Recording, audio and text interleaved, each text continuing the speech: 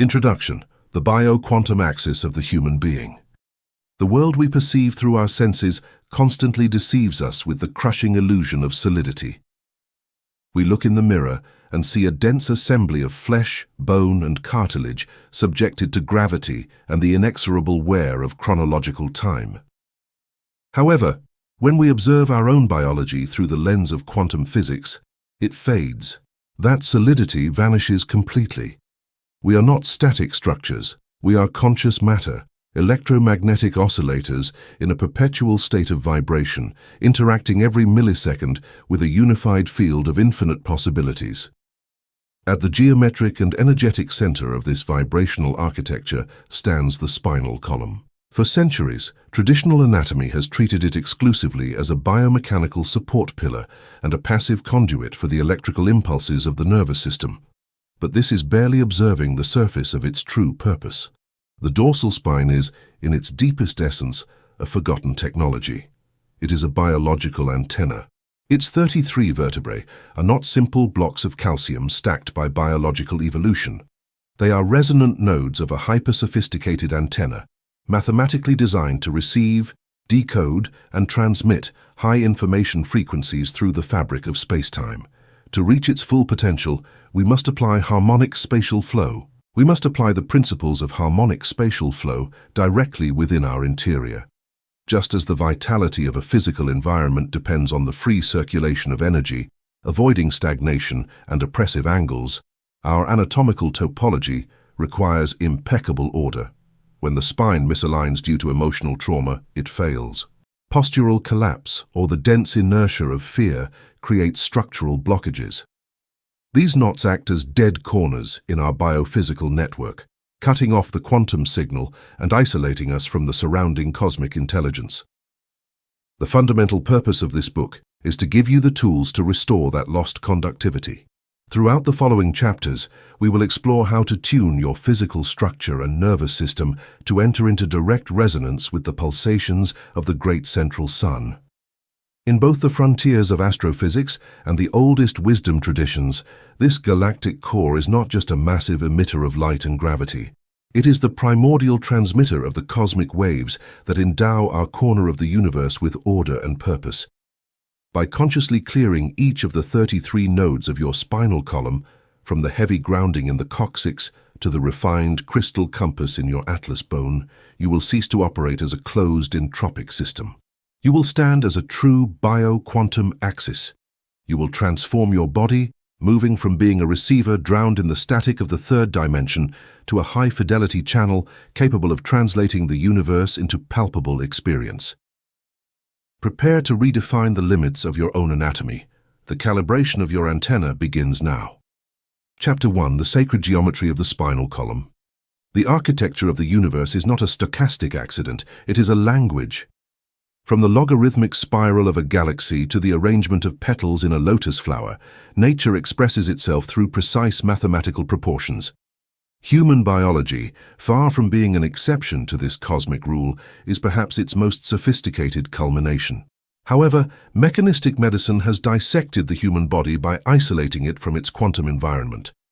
It treats it as a combustion engine instead of what it truly is, a harmonic oscillator designed to capture, process, and emit information. To understand the true magnitude of our own anatomy, we must raise our gaze above the microscope. We must enter the topology of the sacred.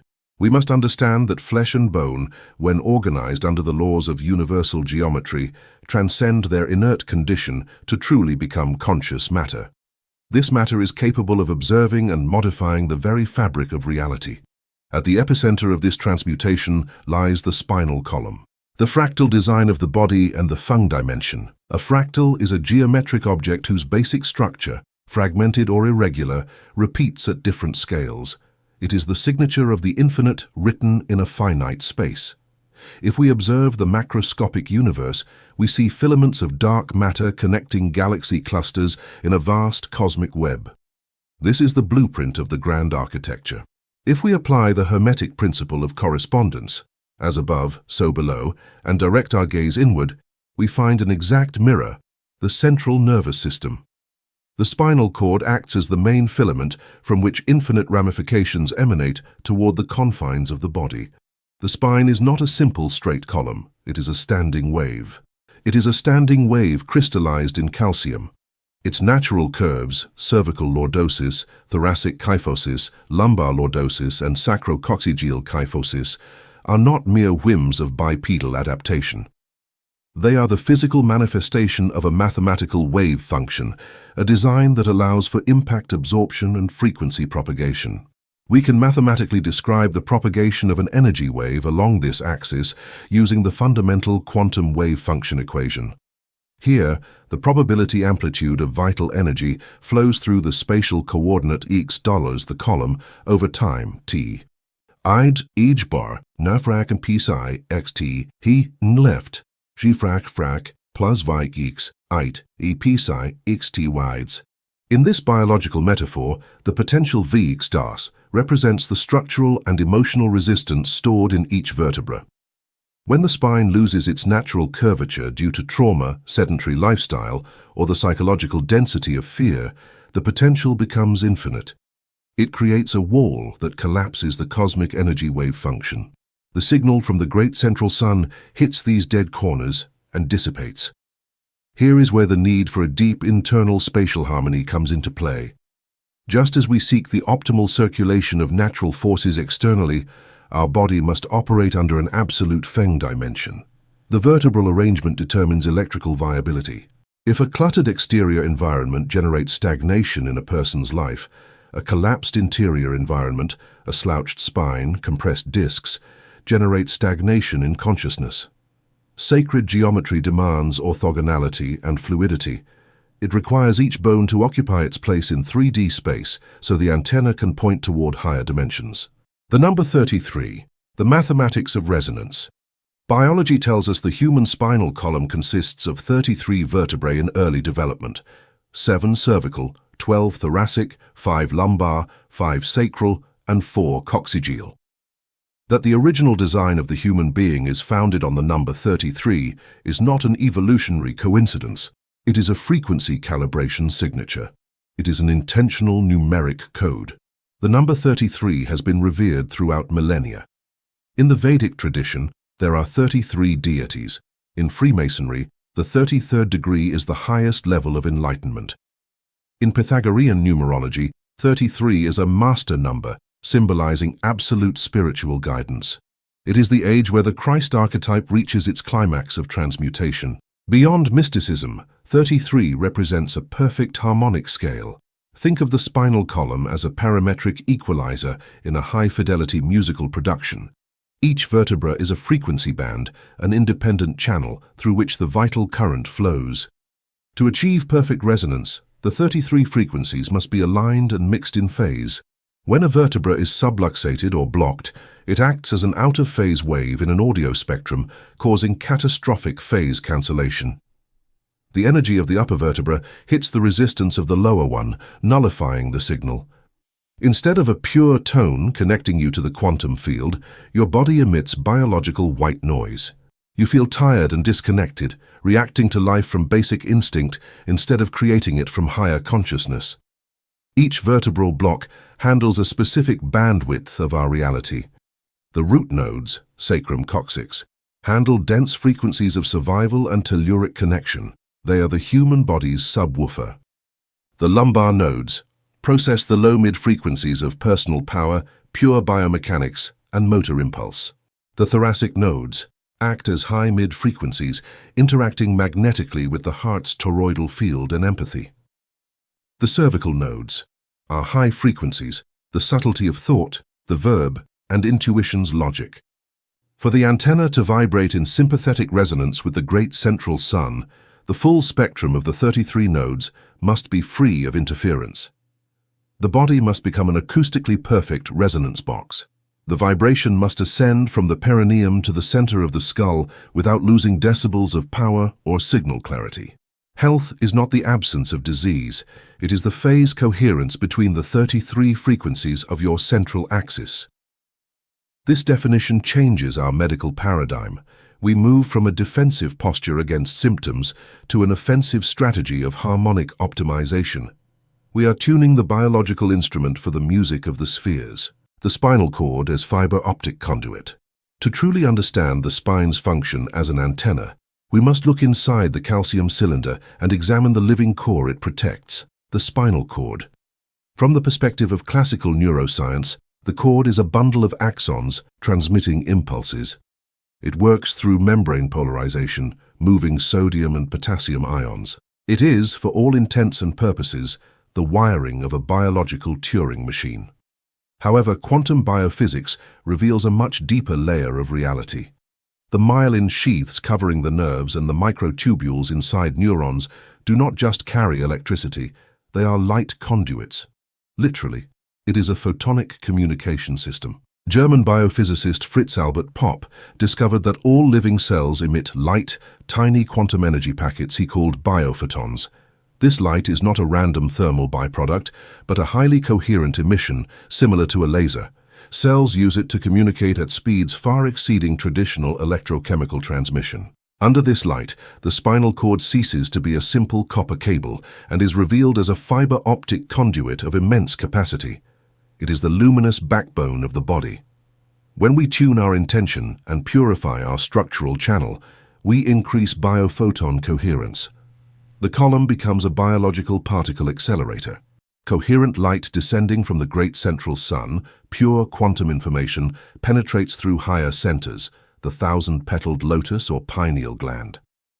It travels down this fiber optic network, irrigating every organ, cell, and atom of our being with a new source code. We are being reprogrammed by light. The rendering of reality. If we accept the cord as a hyperdimensional fiber optic network and the 33 vertebrae as geometric processing nodes, we reach an inevitable conclusion. You are the hardware processing the hologram of your own life. In quantum physics, the double-slit experiment proved that matter exists in a state of probabilistic superposition. It is consciousness that forces the wave to collapse into a solid particle. The universe provides the raw code, the probability waves of the great central sun, but our nervous system must render that information. We convert it into the dense, experiential 3D movie we call life. We are the architects of the observed fact. Think of a high-end computer trying to render an 8K hyper-realistic video. If the processor is overheated, the motherboard has burnt resistors, or transmission cables are bent, the computer will slow down. There will be thermal bottlenecks. The video will stutter, pixels will corrupt, and the system will collapse under its weight. The response time, the ping between your command and the action on screen, will be frustratingly long. The same happens with your bioquantum axis. When your vertebral antenna is misaligned, full of blockages, toxins, and calcified emotional knots, the rendering time of your own existence skyrockets. You experience high latency. You feel trapped in repetitive patterns because your biological hardware lacks the bandwidth to process and collapse new, higher wave functions. You are playing a corrupt, low-resolution hologram of reality. Tuning the 33 nodes is an act of system update. By correcting geometry, you optimize your biological motherboard's topology. You eliminate bottlenecks so biophotons can travel at the speed of light without resistance. This allows cosmic information to manifest in your life without delay. You move from best effort delivery to real-time materialization. You become a high-performance node in the universal network, ready for high-definition living. Descent of spirit and ascent of matter. It is crucial to understand that the vertebral antenna is not one-way. It is a bidirectional, alternating current system. On one hand, it facilitates the descent of spirit, pure information, high-frequency light, from higher dimensions. It anchors it in the body's density so it can take physical form. Inspiration becomes flesh. On the other hand, it facilitates the ascent of matter, vital energy, kundalini fire, earthly instinct. This dense energy is generated at the base of the spine, in the combustion furnaces of the sacral and lumbar nodes. As this brute force rises through the sacred geometry, it is refined by each node raising its frequency. It reaches the brain as pure, expansive consciousness and unshakable lucidity. The enlightened human is not one who escapes the body for ethereal realms. It is one who has achieved perfect conductivity in both directions. They are the intact bridge between heaven and earth. The axis is the conduit for the cosmic dialogue. When the axis is clear, the individual no longer prays for things to change, but transmits a new order to reality through the electromagnetism of their own central nervous system. You become an active operator of the matrix. Your presence alone as a coherent antenna begins to reorganize the field around you in real time. Responsibility of the axis. Adopting this vision of your own anatomy is a quantum leap involving immense responsibility. You can no longer treat your body as a cargo vehicle. The posture you adopt while sitting at a screen, the way you walk, and how you hold your head cease to be ergonomic problems. They become matters of astrophysics and spirituality. Slumping your shoulders and caving your chest does more than cause neck pain. It literally closes the electromagnetic valve of your thoracic antenna. It smothers your magnetic heart signal and disconnects you from the unified field. You are effectively jamming your own broadcast. You must reclaim your structural sovereignty. Sacred geometry demands respect. It requires daily devotion to axis maintenance. It requires looking at your vertebrae not as fragments of a skeleton designed for decay, but as the 33 steps of Jacob's ladder. They connect the dense earth of your mortal existence to the pulsing stars of the infinite. You are a cosmic pillar. In the following chapters, we will break down this antenna node by node, starting with the liquid environment in which all this sacred geometry is suspended. Because an antenna, no matter how perfect its structure, needs an adequate transmission medium for the waves to come to life. The water within you is the key to the signal. Chapter 2. Cerebrospinal Fluid and Liquid Resonance.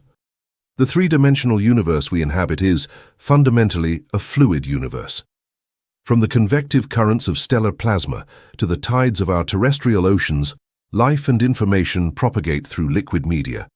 The human body, composed of 70% water, is a hydro-resonant ecosystem. Not all water operates on the same octave. There is a supreme distillate, a hyper-filtered elixir that bathes our central nervous system. It acts as the primary transmission medium for the pulsations of the great central sun. That medium is cerebrospinal fluid, CSF. If the 33 vertebrae of the spine are the structural hardware, CSF is the broadband conductive channel. We cannot tune into superior galactic frequencies if the internal medium is stagnant or contaminated by emotional dissonance. Mastering the flow of this internal ocean is the indispensable step to igniting the latent technology of our central axis. Traditional medicine describes CSF as a colorless liquid that acts as a buffer, but this vision is tragically reductionist. From the perspective of quantum biophysics, CSF is more than a cleaning liquid or hydraulic cushion.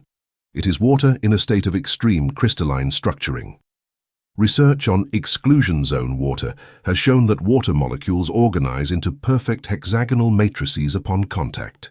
These matrices act as semiconductors, capable of storing and transmitting information almost instantaneously.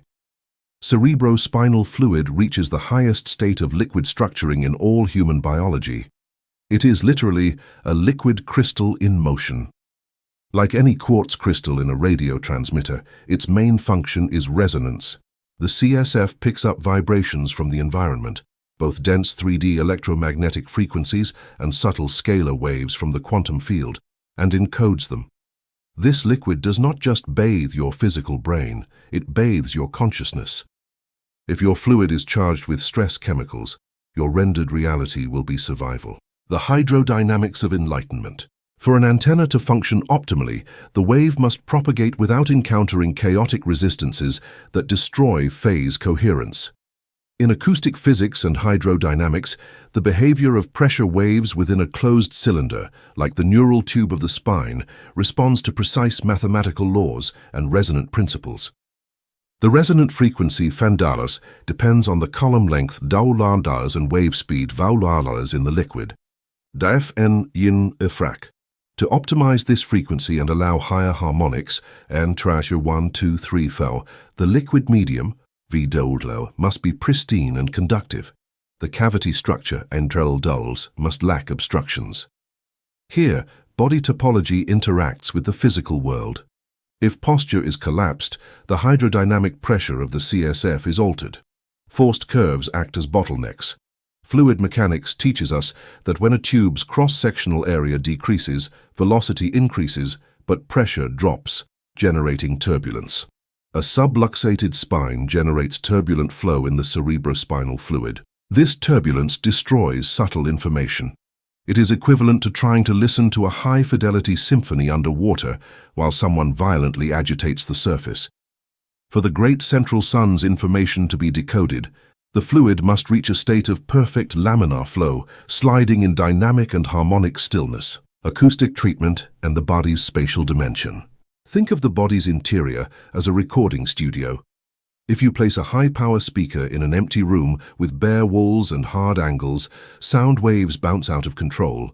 Standing waves will be created where certain bass frequencies accumulate, muddying the mix. To fix this, you apply acoustic treatment to the space. You place bass traps in corners and diffusers on walls to absorb residual energy and guide the sound, allowing the pure frequency to be heard with absolute clarity. Your spine and CSF flow require the same precision.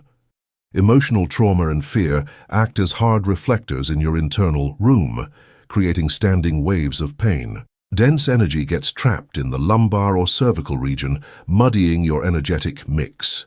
You cannot hear subtle cosmic intuition if your internal frequency is saturated with white noise. Aligning the 33 vertebrae and releasing CSF flow is the act of applying acoustic treatment to your biology and your nervous system. By doing so, you eliminate destructive interference. You transform your body into an acoustically perfect enclosure, ensuring that the subtle electrical signal generated at the sacrum base arrives intact and powerful at the pineal gland. The CSF is the recording medium. Your job is to ensure the studio is silent. The biomagnetic oscillator, the sacrocranial pump. Cerebrospinal fluid does not flow driven by a traditional cardiac motor. It moves through a much subtler and more powerful mechanism, the sacrocranial pump. This system is an extremely low-frequency oscillator. Cranial bones are not rigidly welded and immobile. They possess a very slight degree of flexibility. At the same time, the sacrum performs a minuscule movement of nutation and counternutation with each breath. When you inhale, the skull expands and the sacrum tilts, creating negative pressure that sucks the CSF upward. When you exhale, the skull contracts and the sacrum returns, pushing the liquid downward. It is a pump. But the miracle is not just mechanical, it is electromagnetic. CSF is rich in charged ions like sodium, potassium, and calcium. It is, for all physiological purposes, an electrolyte conductor. Maxwell's laws dictate that a moving charge generates a magnetic field. The spine acts as a biological electromagnet. We approximate this phenomenon using the Biot-Savart law, where the magnetic field, Harmath BF Dalos, is proportional to the ionic current, Tylus, Darmath BF Manefrak. When we accelerate the pump through deep rhythmic breathing, we increase the ionic flow Ido-Dalas, creating a powerful toroidal magnetic field around the entire body. This toroid is a measurable electromagnetic plasma shield that acts as the antenna's receptor field. The more intense the liquid flow, the more potent the magnetic field. Consequently, the individual has a greater capacity to attract, tune, and decode superior frequencies. You become a high-voltage magnet for light. Acceleration practice, spinal breathing. Knowing you possess this technology is useless if you don't learn to turn it on. To tune the antenna, you must move the CSF out of lethargy and infuse it with kinetic energy. This is achieved through the alchemy of spinal breathing, a practice that joins mental focus with specific muscular contraction to fire the current. First, align the antenna. Sit with a perfectly straight spine so the 33 vertebrae form an uninterrupted vertical axis. Feel gravity pulling the coccyx down and the sky pulling the crown up. Next, the base seal, Mula Bandha. Contract the muscles of the perineum to mechanically block the lower end of the dural tube. This closes the escape valve, so pressure must travel upward. Then, the vacuum pump, inhalation. Breathe slowly through the nose, imagining air entering the base of your spine. As lungs expand, contract lower abdominal muscles, pushing the diaphragm up. This increases intra-abdominal pressure, pushing CSF through the cord. Follow the current with conscious attention. Feel the electrical pressure rise through the lumbar, thoracic, and cervical nodes. Intent acts as an additional magnetic field that guides the liquid ions. When the fluid reaches the pineal gland, hold your breath and maintain the contractions for the piezoelectric impact. Cerebrospinal fluid pressure pushes against the tiny calcite crystals in the pineal gland. This mechanical stress causes the crystals to release flashes of electromagnetic light or biophotons. Finally, the stellar bath, exhalation. Exhale slowly, relaxing contractions as the ionized fluid bathes the entire system. Neurochemical baptism and reality alteration. The impact of purifying and accelerating cerebrospinal fluid transcends the purely physical. It is the catalyst for radical neurochemical transformation. When this electromagnetically supercharged fluid hits the brain under high pressure, it alters the functions of the superior endocrine system and the neural pathways. The pineal and pituitary glands respond by synthesizing neurotransmitters of higher octaves. Melatonin and serotonin transmute at a molecular level, producing derivatives like DMT, often called the spirit molecule. This is not a drug-induced hallucination. It is the synthesis of superior vision generated by your biochemistry. When the spinal cord carries this optimized fluid, the brain becomes hypercoherent. The two cerebral hemispheres synchronize, and brain waves fall from stressed beta states to the highly harmonic frequencies of alpha, theta, or gamma. In this state, the observer, you, ceases to be fragmented into conflicting parts. Your consciousness reaches perfect fluidity. Reality begins to shape itself not from the exhaustive effort of your 3D ego, but from the harmonic resonance of your biomagnetic field. Synchronicities become the norm because your internal water is now tuned to the same frequency as the great central sun's quantum sea. The refinement of the internal aqueduct. To maintain this state, one must treat the body as a sacred aqueduct. In many ancient civilizations, the purity of water supply determined the health of the empire. In your bioquantum empire, the purity of the CSF determines the health of your manifestations. Toxicity in the blood eventually permeates the dural sheath. Inflammatory diets, dehydration, and heavy metals act as sludge in the spinal conduit. This sludge increases the viscosity of the CSF, which, according to the laws of fluid dynamics, requires more work to move. A more viscous fluid dampens the vibrations. It is like trying to play a violin string covered in thick oil. Therefore, the bioquantum operator must prioritize biological hygiene. Drinking structured water, mineralizing the body, and maintaining an alkaline environment are not lifestyle choices. They are technical requirements for antenna maintenance. You are preparing the medium for the most important broadcast of your life. The dural membrane and the tensegrity of the soul. The CSF is contained within the dura mater, a tough, inelastic membrane that surrounds the brain and spinal cord. This membrane is the casing of your fiber optic cable. If the dura mater is under tension due to cranial misalignments or pelvic tilts, it creates kinks in the hose of your internal ocean. Osteopathy and craniosacral therapy recognize that the dura mater is a continuous sheet of connective tissue. Tension at the base of the skull can manifest as a blockage in the sacrum. This is the principle of tensegrity. A change in one part of the system affects the whole. Your axis is a single unified unit. By releasing dural tension, you allow the CSF to oscillate freely. You remove the static from the line. Imagine the relief of a kinked garden hose finally being straightened. The water pressure returns instantly. This is the sensation of a spinal release, a sudden surge of power that illuminates the brain's dark corners. Ionization of the breath, the electric wind. The air we breathe is not just a collection of gases. It is a carrier of prana, or life force, which manifests as negative ions. When you breathe through the nose, the air passes over the turbinates, which are rich in nerves connected to the brain. This friction ionizes the air, creating a microelectric charge. When combined with spinal breathing, this electric wind further charges the CSF. You are effectively charging your battery with every conscious breath. The spinal column becomes a capacitor, storing this charge until it reaches the breakdown voltage required to trigger a quantum leap in consciousness. This is why ancient texts call the breath the bridge. It bridges the gap between the gross physical matter and the subtle electrical impulses of the soul. By mastering the ionization of the breath, you control the voltage of your internal antenna. You decide how much power you are willing to project into the matrix. The oceans return, living as a superconductor. Once the medium is purified and the pump is active, you enter the state of the living superconductor. In this state, there is no delay between thought and action, between intention and result. The CSF carries the command packets of your will to every cell in the body with zero resistance or transmission loss. You no longer live in a state of reaction to the external world. You are the emanation point. The great central sun is not a distant object. It is a frequency that you now host within your own internal ocean. You move through the 3D world as a ripple in the quantum field, a wave of order in a sea of chaos. The ocean within you has found its rhythm. The studio is silent. The recording has begun.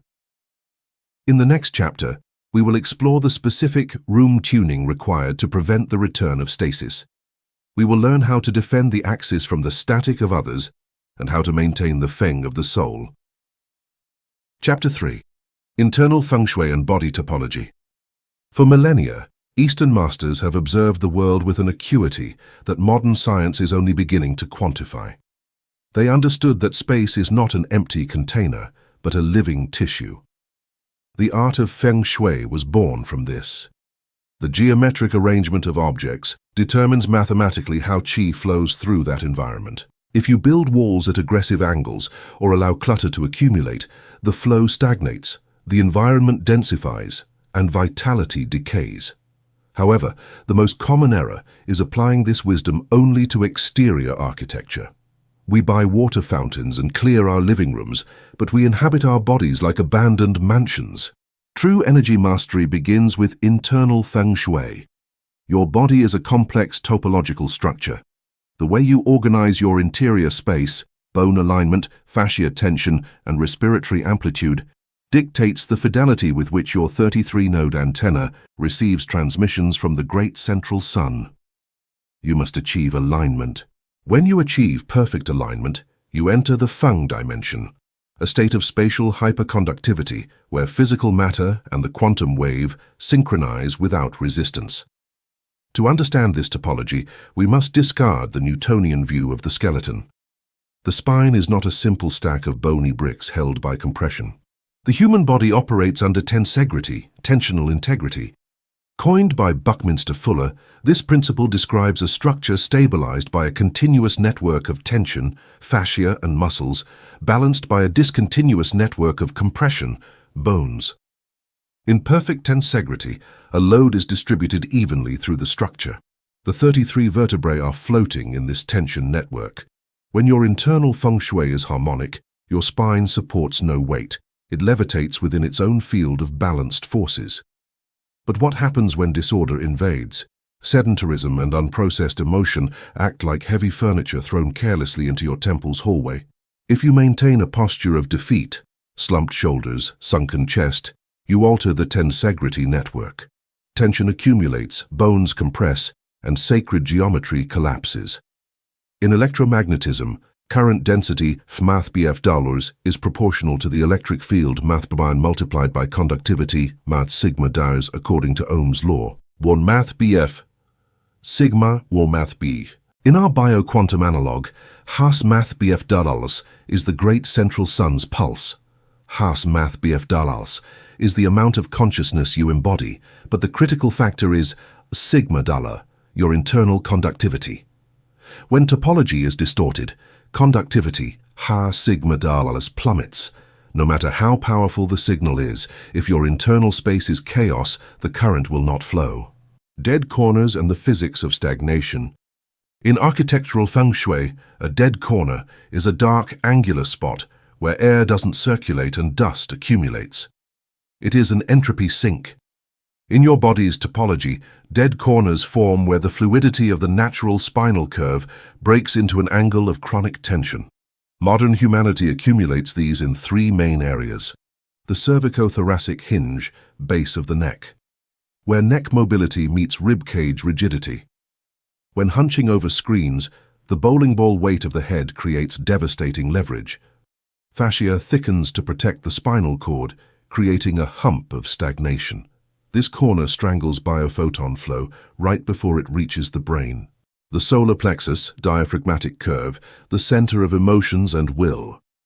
When experiencing fear, we instinctively slouch to protect vital organs, sinking the sternum. We collapse the diaphragm, breathing becomes shallow. In hydrodynamics, this stops the sacrocranial pump. CSF loses its kinetic pressure and stagnates. The lumbosacral hinge, base of the spine, where the spine anchors in the pelvis. Life in chairs breaks the pelvic angle. The sacrum tucks inward, cutting the grounding. If the antenna is not rooted orthogonally to the planet's center, high-frequency energy will fry the nervous system, causing chronic stress and insomnia. Dead corners are areas of high dielectric resistance. When quantum energy tries to cross them, it doesn't flow. It crashes and scatters as heat, inflammation, and psychological noise, obsessive thoughts. To enter the Feng dimension, we must realize body topology is a holographic map of your emotional history. Connective tissue, or fascia, is a crystalline polymer with piezoelectric properties. When fascia undergoes mechanical stress, it generates electricity. Conversely, an electrical charge, emotion, causes it to contract. Trauma manifests in this network. Unprocessed grief or rage sends a massive discharge through the nerves. If not released, the charge is stored in the fascia. Through the continuous piezoelectric effect, the tissue densifies and calcifies around the emotional knot, creating physical armor. Your body alters its topology to accommodate trauma. The spine deviates. You create a geometric dead corner to house a dead memory. Deformation of a space reduces its flow invariant. We apply the divergence theorem to pranic energy flow tun mathb dals through the volume v da tundalas of your fascial network. Poignant v abla ak dot is math bf. An dv an equire a cancel. Aint la math bf ak dot do math beef die. In the Feng dimension, flow through surface your partial v dollars is maximum. Emotional calcification alters the field divergence, ba abla anecdot de mathbef, creating internal sink zones where energy collapses. You become a closed system, recycling old pain, unable to receive new quantum information. Internal feng shui isn't just stretching, it is dissolving crystallized memory to restore superconductivity. Orthogonal alignment, the cross of manifestation. Alignment is not about rigid military posture. Rigidity is just another form of tension. We refer to orthogonal alignment, the mathematical concept of perpendicular independence. Imagine a 3D coordinate system in your body. The z-axis is the absolute vertical line. It connects the Earth's core gravity to the cosmic force. It passes through the perineum, up the spinal center, and out the crown. X and Y axes represent the horizontal plane of matter, society, and relationships. For the antenna to work with maximum fidelity, the Z-axis, spine, must be perfectly orthogonal to the plane of matter. If you lean forward or back, the Z-axis deviates. In antenna physics, if the radiant element is not oriented correctly to the incident wave, polarization loss occurs. Efficiency plummets. Being in the Feng dimension means holding the cross of manifestation in perfect orthogonality. When you stand with an elongated spine, letting tensegrity work, the Z-axis becomes superconducting. Only when perfectly aligned in the vertical now can you effectively radiate intention into the horizontal plane of experience. The universe does not reward exhausting effort. It responds to structural resonance. You cannot manifest a higher order if your vehicle transmits from geometric distortion. You must clear the temple. Clearing the temple, conscious geometry. Entering the Feng dimension requires laser consciousness applied to your own dark matter. You must become the architect of your internal space. These practices are the fundamental tools for clearing your antenna. Topological shadow scan, energy flows where attention goes. Most tension exists because the mind abandoned it. Sit in silence and visualize your body as a 33-story building. Mentally climb from the basement, coccyx, paying attention to dark rooms. Where does the signal weaken? Don't force relaxation. Simply observe the dead corner. Quantum observation brings biophotons, light, to that dark zone, dissolving calcification. Volumetric expansion breathing. Stressed humans breathe linearly, ignoring the 3D nature of lungs. To restore space, you must breathe volumetrically. Imagine lungs as spheres. Inhale and feel them expand forward, sideways, and backward against the vertebrae. This 360-degree breath separates vertebrae, creating space. Central axis unblocking, micro-movements. Rigidity is the wave's enemy. To keep the spine as liquid crystal, you must hydrate it through movement. Not jerky gym movements, but serpentine ones. Stand with knees flexed. Move the spine's base in coin-sized circles. Let the movement ascend slowly, vertebra by vertebra. This subtle movement breaks fascial inertia, squeezing connective tissue to expel stagnant toxins and allowing CSF to penetrate dry joints. You are greasing the antenna's gears. Internal feng shui is not a destination. Gravity and modern stress will constantly seek to collapse your structure. It is a daily recalibration. The rewards of the feng dimension are incalculable. When dead corners open and the Z-axis stands orthogonal, something fundamental changes. Chronic exhaustion vanishes because your body stops fighting itself. The mind becomes sharp and silent. You become a perfect empty chalice, ready to be filled by the universe. You have prepared the temple's architecture and purified the water. The bio-quantum infrastructure is ready. Now we must descend to the pure hardware level. We must examine the foundations of this antenna to understand how it anchors to the planet, allowing the stellar download to begin without frying our circuits. Chapter 4. The root nodes, coccyx and sacrum, the grounding. Any telecommunications engineer or high-capacity systems architect knows an unshakable law of transmission physics. You cannot erect an antenna designed to capture massive frequencies if you have not first secured an impeccable grounding. If a steel mast is struck by lightning and lacks a conducting cable, the energy will not dissipate. Instead, it will seek the path of least resistance through the system's circuits, frying motherboards, melting processors, and reducing the most sophisticated technology to smoking ash. The human being, operating as a bio-quantum axis, is subjected to exactly the same thermodynamic and electromagnetic law in this three-dimensional plane. We constantly seek enlightenment, connection with the stars, the download of information from the great central sun, and the expansion of our minds toward the higher octaves of consciousness. We want to render a hyper-lucid reality in our lives. But processing this level of quantum information demands a monumental flow of energy. If your biological power supply is not correctly anchored to the electromagnetic core of the planet, the overload of high frequencies will collapse your nervous system. That collapse does not look like smoke coming out of your ears. It manifests as paralyzing anxiety, chronic insomnia, disconnection, and nervous breakdowns. It is the energy of heaven trying to be processed in a body that does not know how to discharge the excess toward the earth.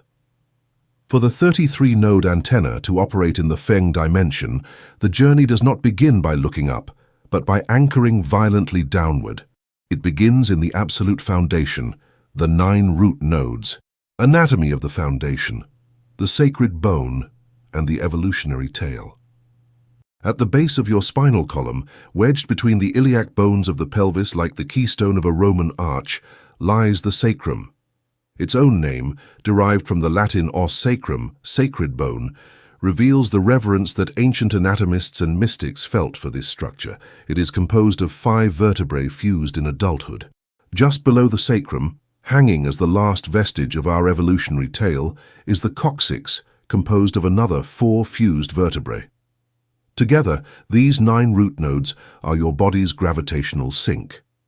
They are the exact point where the Z-axis, your vertical line of consciousness, intersects with your biological center of mass.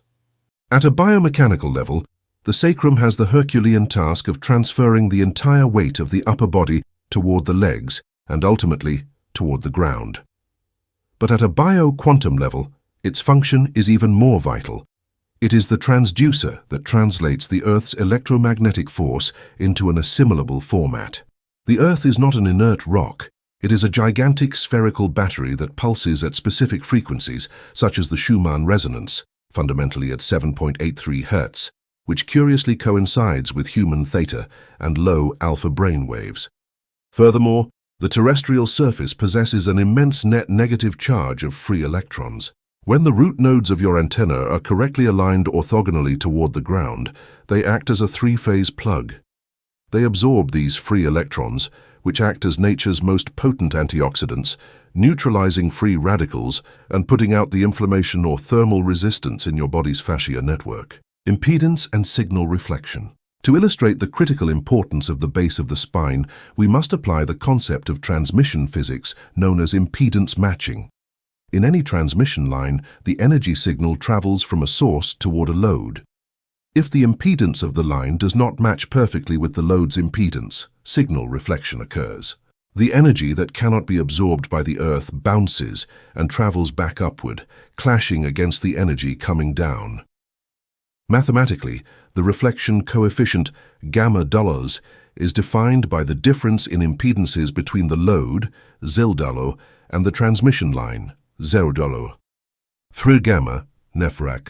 If your grounding is perfect, ZL $0, the reflection coefficient is 0. All energy flows harmonically, completing the circuit. But if your coccyx is blocked, tense, or misaligned, the resistance at the base becomes massive, ZL $0. In this scenario, Z gamma $1. This means 100% of the energy is reflected back. This standing wave of reflected energy is what psychologists call chronic stress and mental rumination. It is neurological white noise. You feel the need to act, but as your grounding is cut off, the energy bounces off your pelvis and rises to overload your mind, leaving you exhausted but unable to rest or find peace. The acoustics of the pelvis and the frequency of fear. Why does this zone block so easily in the modern human being? The answer lies in our most primitive survival instincts. The sacral and coccygeal nodes are intimately linked to the lowest and densest frequencies of our experience: survival, territory, and physical safety.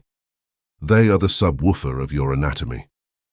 When we experience deep fear, financial insecurity, or panic of annihilation, the sympathetic nervous system reacts by violently contracting the pelvic floor.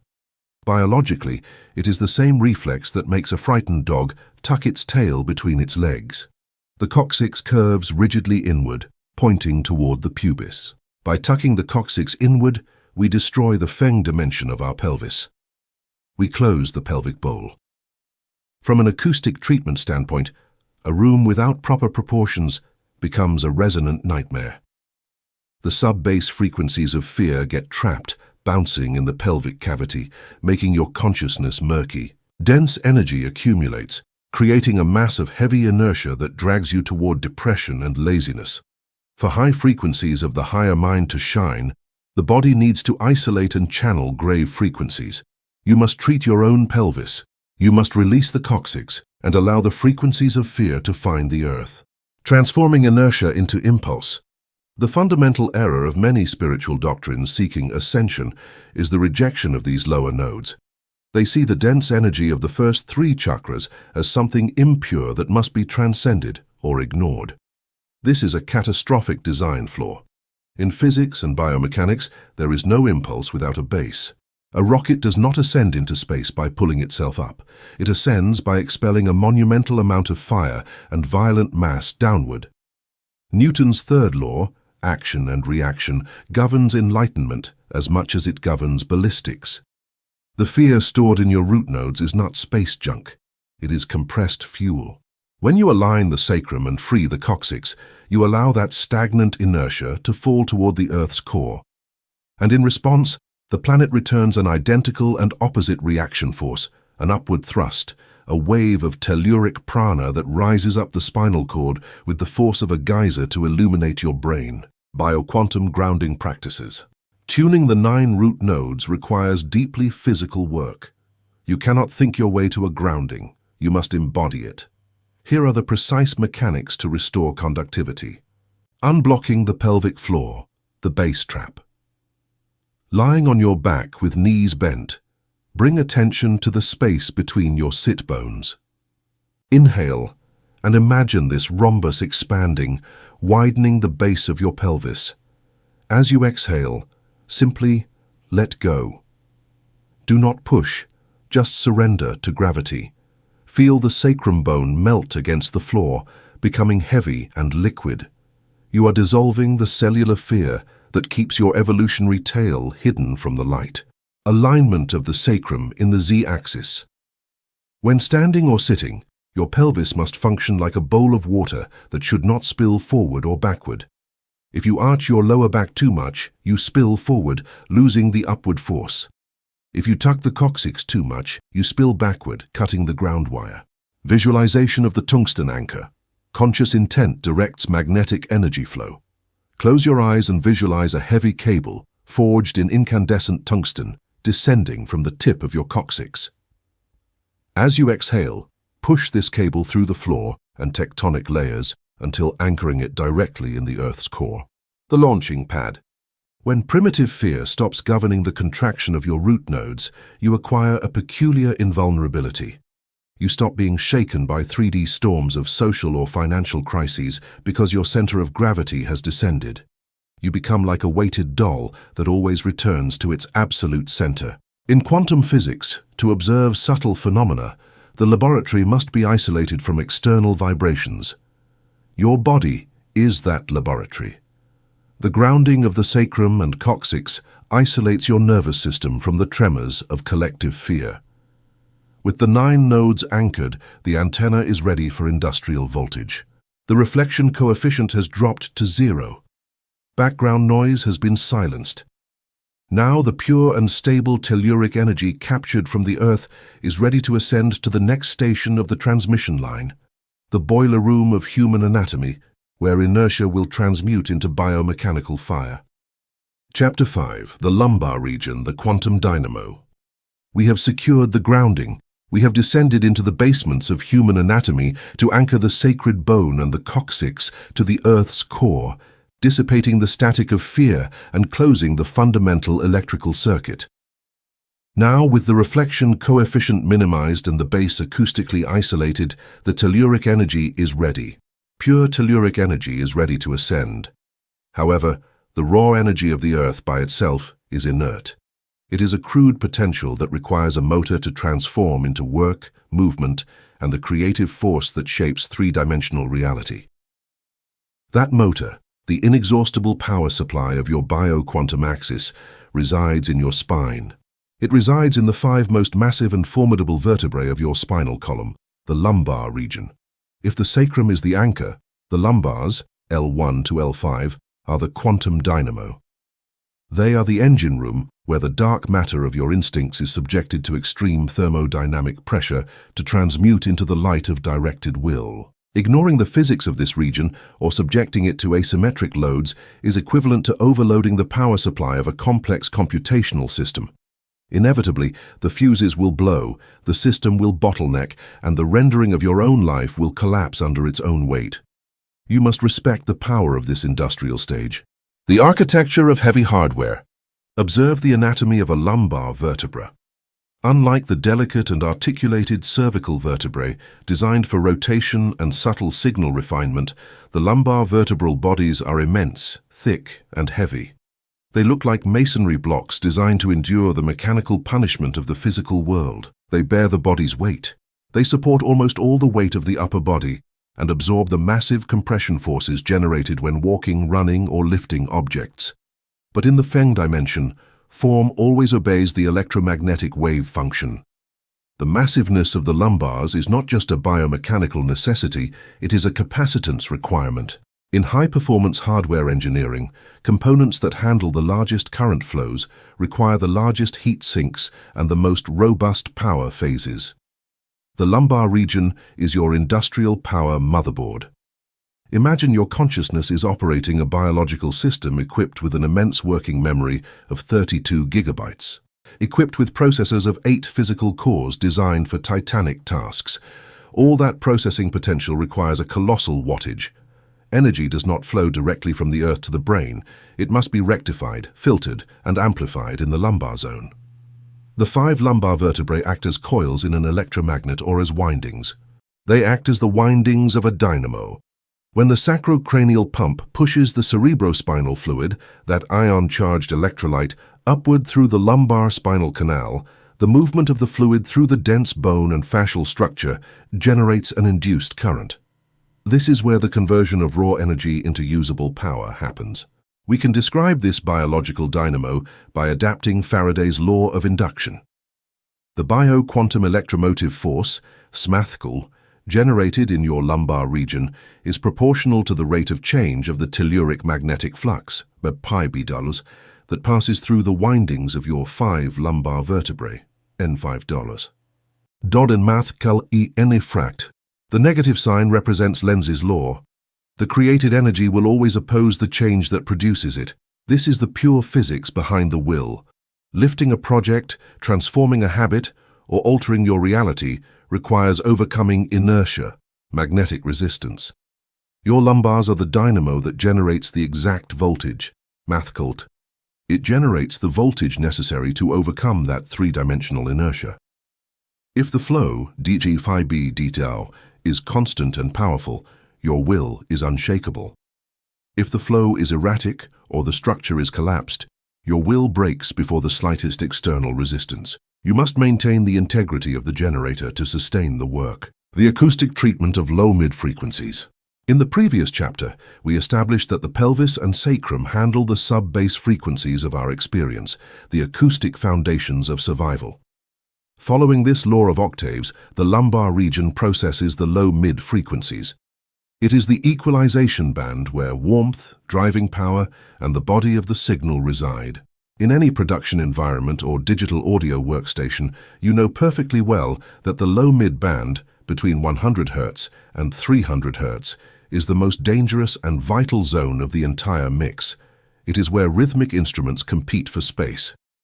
If you do not apply adequate acoustic treatment to the room or equalize with precision, it fails. The sub-bass frequencies of the sacrum will mask and muddy the power of the lumbars.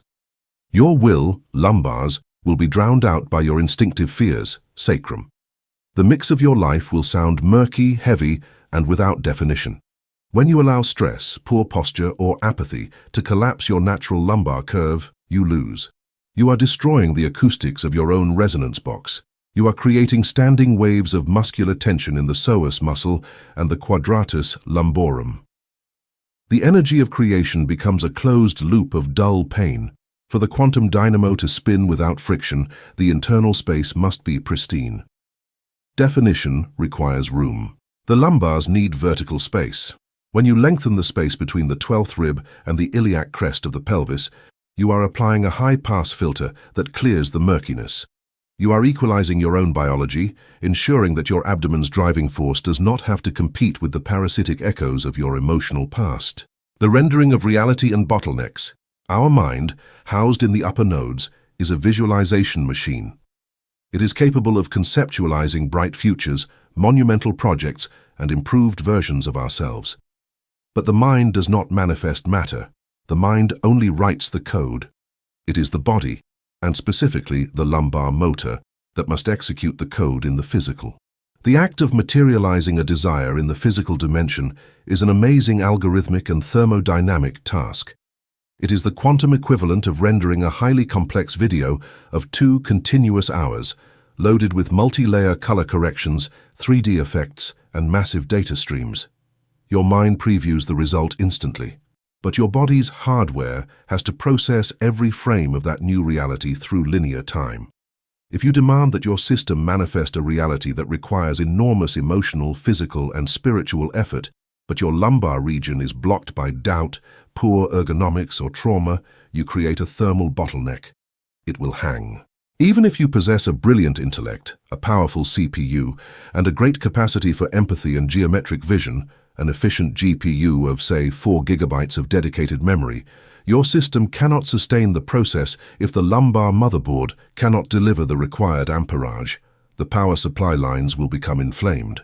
The spinal nerves emanating from the lumbar vertebrae will swell under the load. The flow of cerebrospinal fluid will lose its laminar flow state and become turbulent, dissipating vital energy as waste heat. What is the result in the physical plane? A herniated disc, an episode of paralyzing lumbago, sciatic pain. The sciatic pain runs through your leg like a stripped wire throwing sparks. The medical universe will tell you that you lifted a cardboard box with poor posture. Bioquantum physics will tell you the cardboard box was only the final trigger. The true cause was requiring a render without providing the flow or support. A fuse blew to prevent the overload from igniting the rest of the central nervous system. Acute lumbar pain is, in its rawest form, an emergency shutdown mechanism for biological hardware. You cannot force the render without the wattage. You must clear the path for the current to reach the executors of the mission. Remote power-on protocol. Will without tension. The paradigm of effort in the third dimension has deceived us into believing that to generate more energy in the core, we must create immense muscular tension, grit our teeth, and harden the abdomen as if we were going to receive a blow. This is the most inefficient way to operate the quantum dynamo. It wastes energy. Generating massive isometric tension in the lumbar and abdominal region is like trying to make an electric motor spin faster by pressing a steel handbrake against its axis. You are generating force, yes, but you are spending 90% of that force fighting your own piezoelectric resistance in the fascia. It is a loss. In computer systems architecture, there is an elegant technology known as wake-on-LAN, remote power-on. It allows a computer in deep sleep or turned off to receive a magic packet of data through its network card that orders it to turn on its power supply and wake up the operating system remotely. No switch is needed. Your lumbar dynamo has an identical bioquantum function. You do not need an armor of muscular tension to turn on your creative power. You need signal precision. True power resides in the deep stabilizers, the transverse abdominis, the pelvic floor, and the multifidus. You must send a magic packet of information. The remote power-on technique. Standing in perfect orthogonal alignment, relax your belly completely. Let it fall under gravity. Now, instead of aggressively contracting the abdominals, imagine a sphere of warm light the size of a walnut resides 3 fingers below your navel and 2 inches inward. This is your core node. Send a pulse of intention, a simple structured thought like a network code, straight to that sphere. The order is not squeeze, the order is wake up and ascend. You will notice a microscopic energy belt, deep and imperceptible from the outside, tightening gently around your 5 lumbar vertebrae. No tension is felt. There is no tension in the shoulders, no blockage in the breath. You have activated the power supply from the local network of your consciousness. The dynamo is spinning, friction-free, ready to supply the necessary voltage for any physical, intellectual, or metaphysical task. The creative current is now online. The alchemy of hydraulic fire. When the cerebrospinal fluid, our conductive liquid crystal, ascends from the cold stillness of the pelvis and enters the chamber of the 5 lumbar vertebrae, it experiences a phase transition. The lumbars are the fire element within the body's topology, operating paradoxically within a liquid medium. They heat the signal. When you apply the remote power-on and sustain your Feng dimension, the harmonic friction of energy rising through this narrow channel generates heat. It is not an inflammatory heat, like that of a disc hernia, but a radiant, alchemical heat. It is prana combustion. We understand this through Joule's law. If your internal resistance, Dandarsens, is high due to fear or misalignment, the immense current, Iodshausen, will generate power dissipated as waste heat and sharp pain. You are wasting the fuel of your will. But if you apply internal treatment and reduce resistance towards zero, fascial superconductivity, the equation transforms. The power is not lost, it is preserved intact in the main flow of the cerebrospinal fluid. That fluid, now electromagnetically supercharged and heated by the lumbar dynamo, begins to boil at a quantum level. It becomes a biophysical plasma. Lumbar fire vaporizes the heavy inertia of the base water into steam. It becomes an electric, light, and highly pressurized steam that desperately seeks its way upward. This pressurized plasma is the vehicle for higher manifestations. It carries the raw ambition of the lower nodes and refines it through the heat of the will, preparing it for the next stage of the bio-quantum journey, integrating the shadow conscious will. There is one last secret encoded in the geometry of L1 to L5. These vertebrae also act as the warehouse of our shadow in the material plane. Just as a computer's power supply accumulates dust in its fans from the air it absorbs, our lumbar region accumulates the residues of actions where we used our will. Actions where we used will from scarcity, manipulation, or rage. Every time we use personal power to force reality, instead of flowing with the great central sun's design, we deposit a layer of energetic carbon in this dynamo's windings. This carbon creates resistance and lowers the efficiency of our creative broadcast. That is why many spiritual seekers suffer from chronic lower back problems. They try to raise their consciousness to the third eye, bypassing the engine room because they fear the raw fire of their own 3D will. They fear greed, aggression, and selfishness. But quantum physics is relentless. You cannot skip a node. If pure telluric energy reaches a lumbar zone obstructed by unrecognized shadow, the voltage will be cut. Clearing the quantum dynamo requires brutal honesty.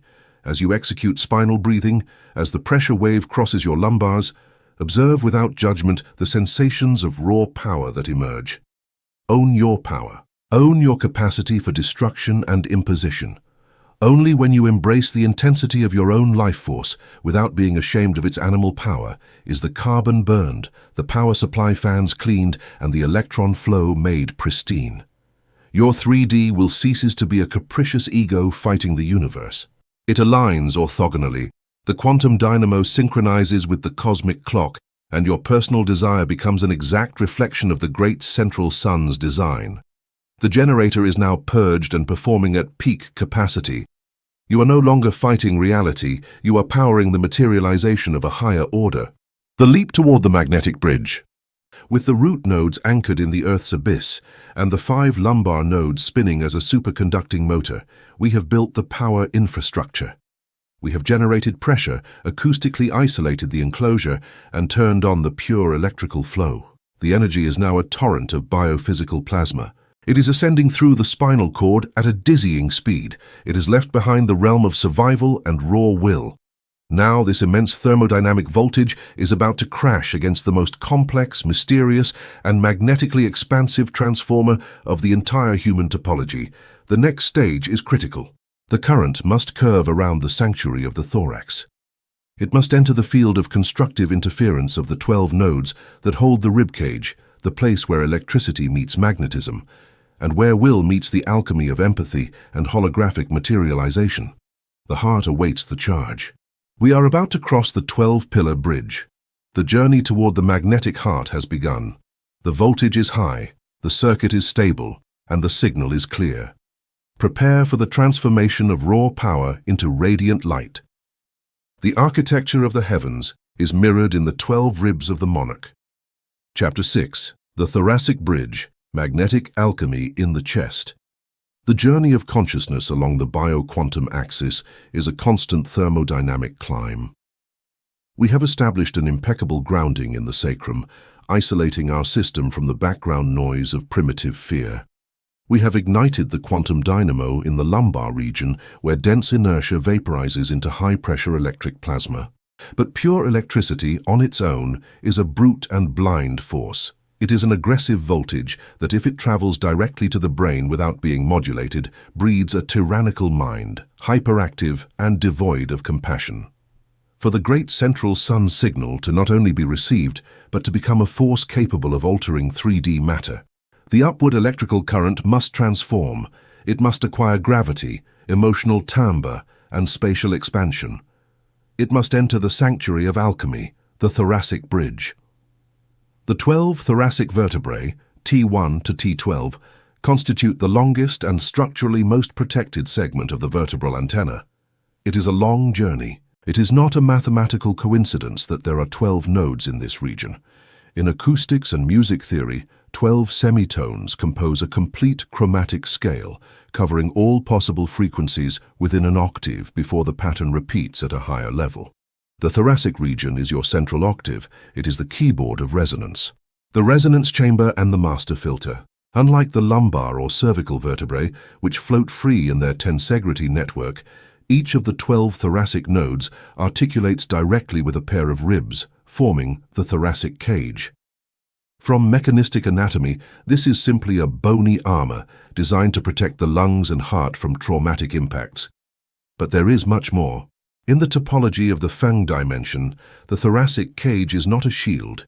It is an acoustic resonance chamber and an electromagnetic deflector.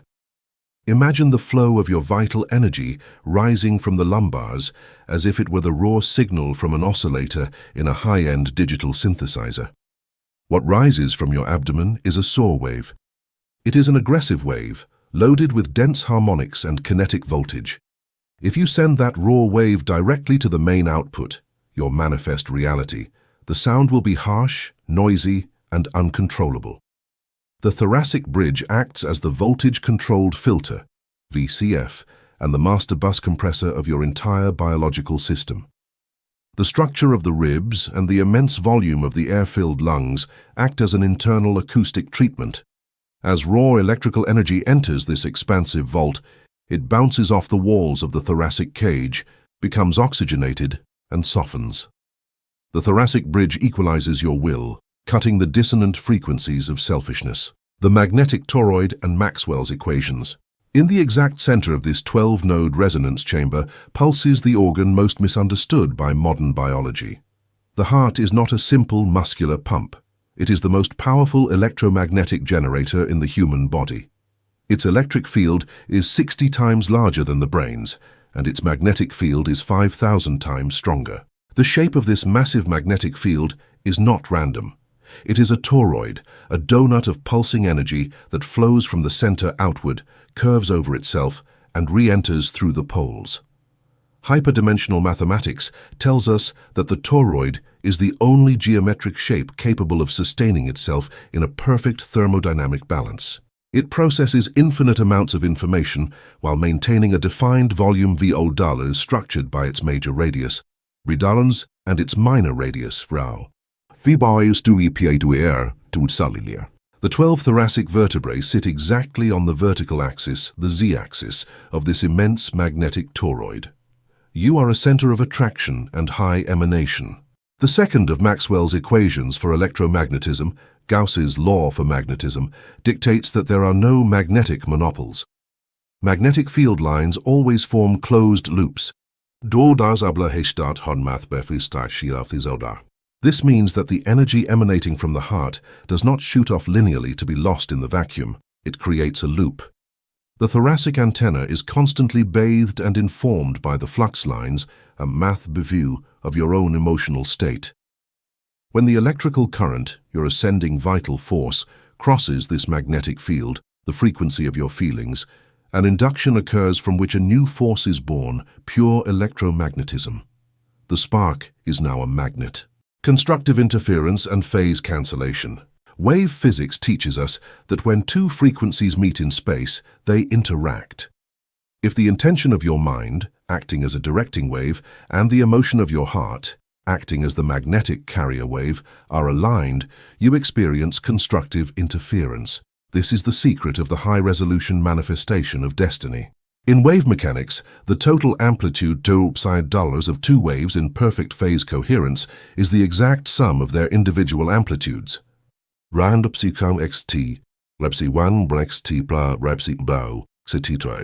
what you think, what you say, and what you truly feel in the center of your chest are identical frequencies, the amplitudes add up. The result is a colossal electromagnetic pulse, a carrier wave of the highest resolution that expands beyond your thoracic cage, altering the refractive index of the quantum field that surrounds you. The universe has no choice but to reorganize matter to match the resonance of that signal. This is how you change the local reality. However, most human beings live in a chronic state of phase cancellation or destructive interference. They desire one reality in their minds: abundance, health, peace. But in their thoracic chamber, their heart emits the magnetic field of fear, scarcity, unworthiness, or resentment. The signal is neutralized at the point of origin. In music production, if you clone an audio track and invert the phase of one of them by 180 degrees, the result is absolute silence. The sound mathematically cancels itself out. This is exactly what happens in your bio-quantum axis when mind and heart are at war. Electrical energy hits a contradictory magnetic field in the bridge. The collapse of the desire wave function. The universe is not a fixed structure. It is a probabilistic soup, a field of infinite overlapping possibilities. In quantum mechanics, this state is known as the Schrödinger wave function. An electron is not in a specific place until it is measured or interacts with an observer. In that instant, the wave collapses into a particle. Your dreams, your projects, and the realities you wish to embody exist in the quantum field as pure probability waves. They are latent information. But what constitutes the observer powerful enough to force that immense wave function to collapse into the dense matter of your daily life? It is not the biological brain. The intellect only chooses the possibility from the quantum menu. The real observer, the gravitational force that pulls the possibility toward matter, is the heart's magnetic field interacting through the thoracic bridge. Think of it as rendering a massive, high-resolution video file. You have the clips in your timeline. To export that file and turn it into a solid movie you can experience on your screen, you need the processor to work at maximum power for hours. If your thermal hardware fails, the rendering is interrupted. The heart is the graphics processing unit, and the thoracic bridge is the data bus of your manifestation. It is the core. To render an expansive reality in your temporal timeline, your heart must maintain the magnetic field of that reality unyieldingly, providing the electromagnetic energy until the quantum render reaches 100%. If your thoracic field collapses into doubt or fear, you abort the rendering. You collapse into the wrong particle. The topology of pectoral collapse, shadow armor. Given the immense responsibility of this region, it is no wonder that the greatest geometric tragedy of the modern human occurs precisely here. The internal feng shui of the average individual in the 21st century is a disaster in the thoracic zone. The predominant posture is exacerbated thoracic kyphosis, sunken chest. We spend our lives hunched over screens, instinctively protecting our center. This geometric deformity is not just the result of gravity and poor ergonomics. It is a psycho-emotional armor. The heart, being an immensely sensitive receiver and transmitter, registers the pain of rejection and loss as high-voltage shocks. To avoid future emotional short circuits, the body's somatic intelligence alters its topology. It contracts the pectoral fascia, pulls the shoulders inward, and uses the 12 thoracic vertebrae and the ribs as a biological Faraday cage, designed to block the entry and exit of electromagnetic signals. You have isolated yourself. When you sink your chest, you are shortening the radius, barrels, of your heart's magnetic toroid. You are literally suffocating your own capacity to influence the quantum field.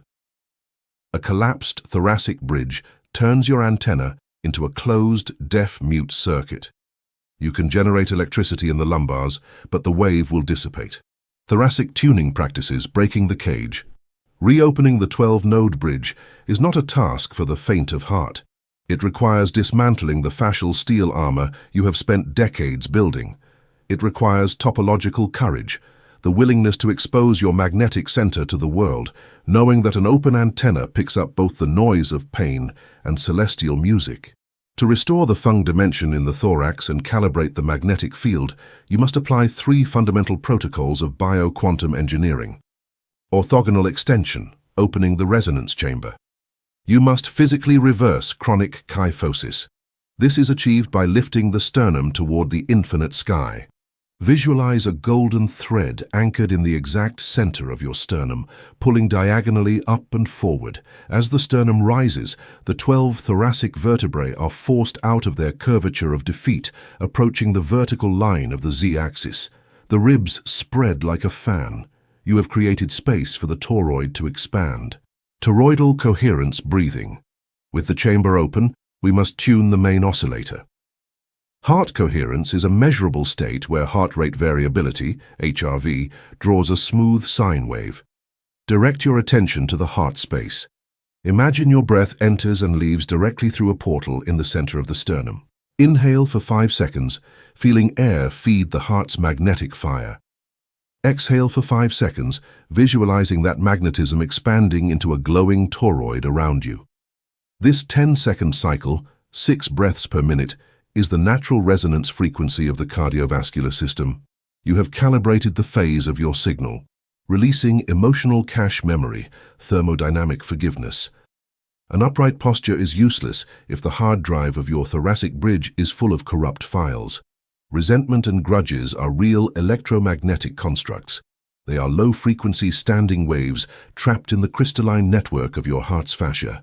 Holding a grudge requires constant thermodynamic expenditure. It is like having heavy programs running in the background of your computer, consuming 90% of your RAM.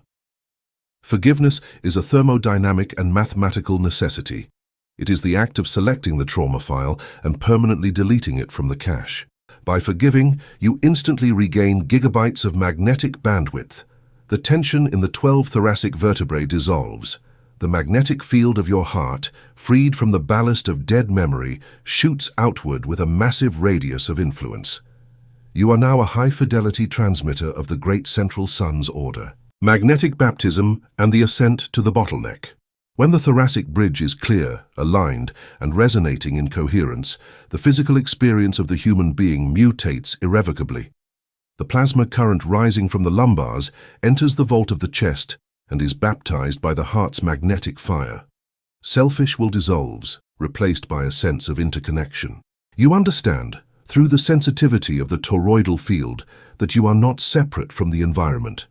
You are an antenna simultaneously transmitting and receiving in an infinite network of information. Your very presence begins to alter the topology of the rooms you enter. People synchronize with your order. You become a walking generator of peace, a 3D anchor for the great central sun's harmony. But the journey of energy has not yet concluded. The magnetic signal, now purified and amplified, continues its relentless ascent. The hyper-resonant plasma wave must leave the vast immensity of the thoracic cage behind. It must face the narrowest and most delicate geometric test of the entire central axis.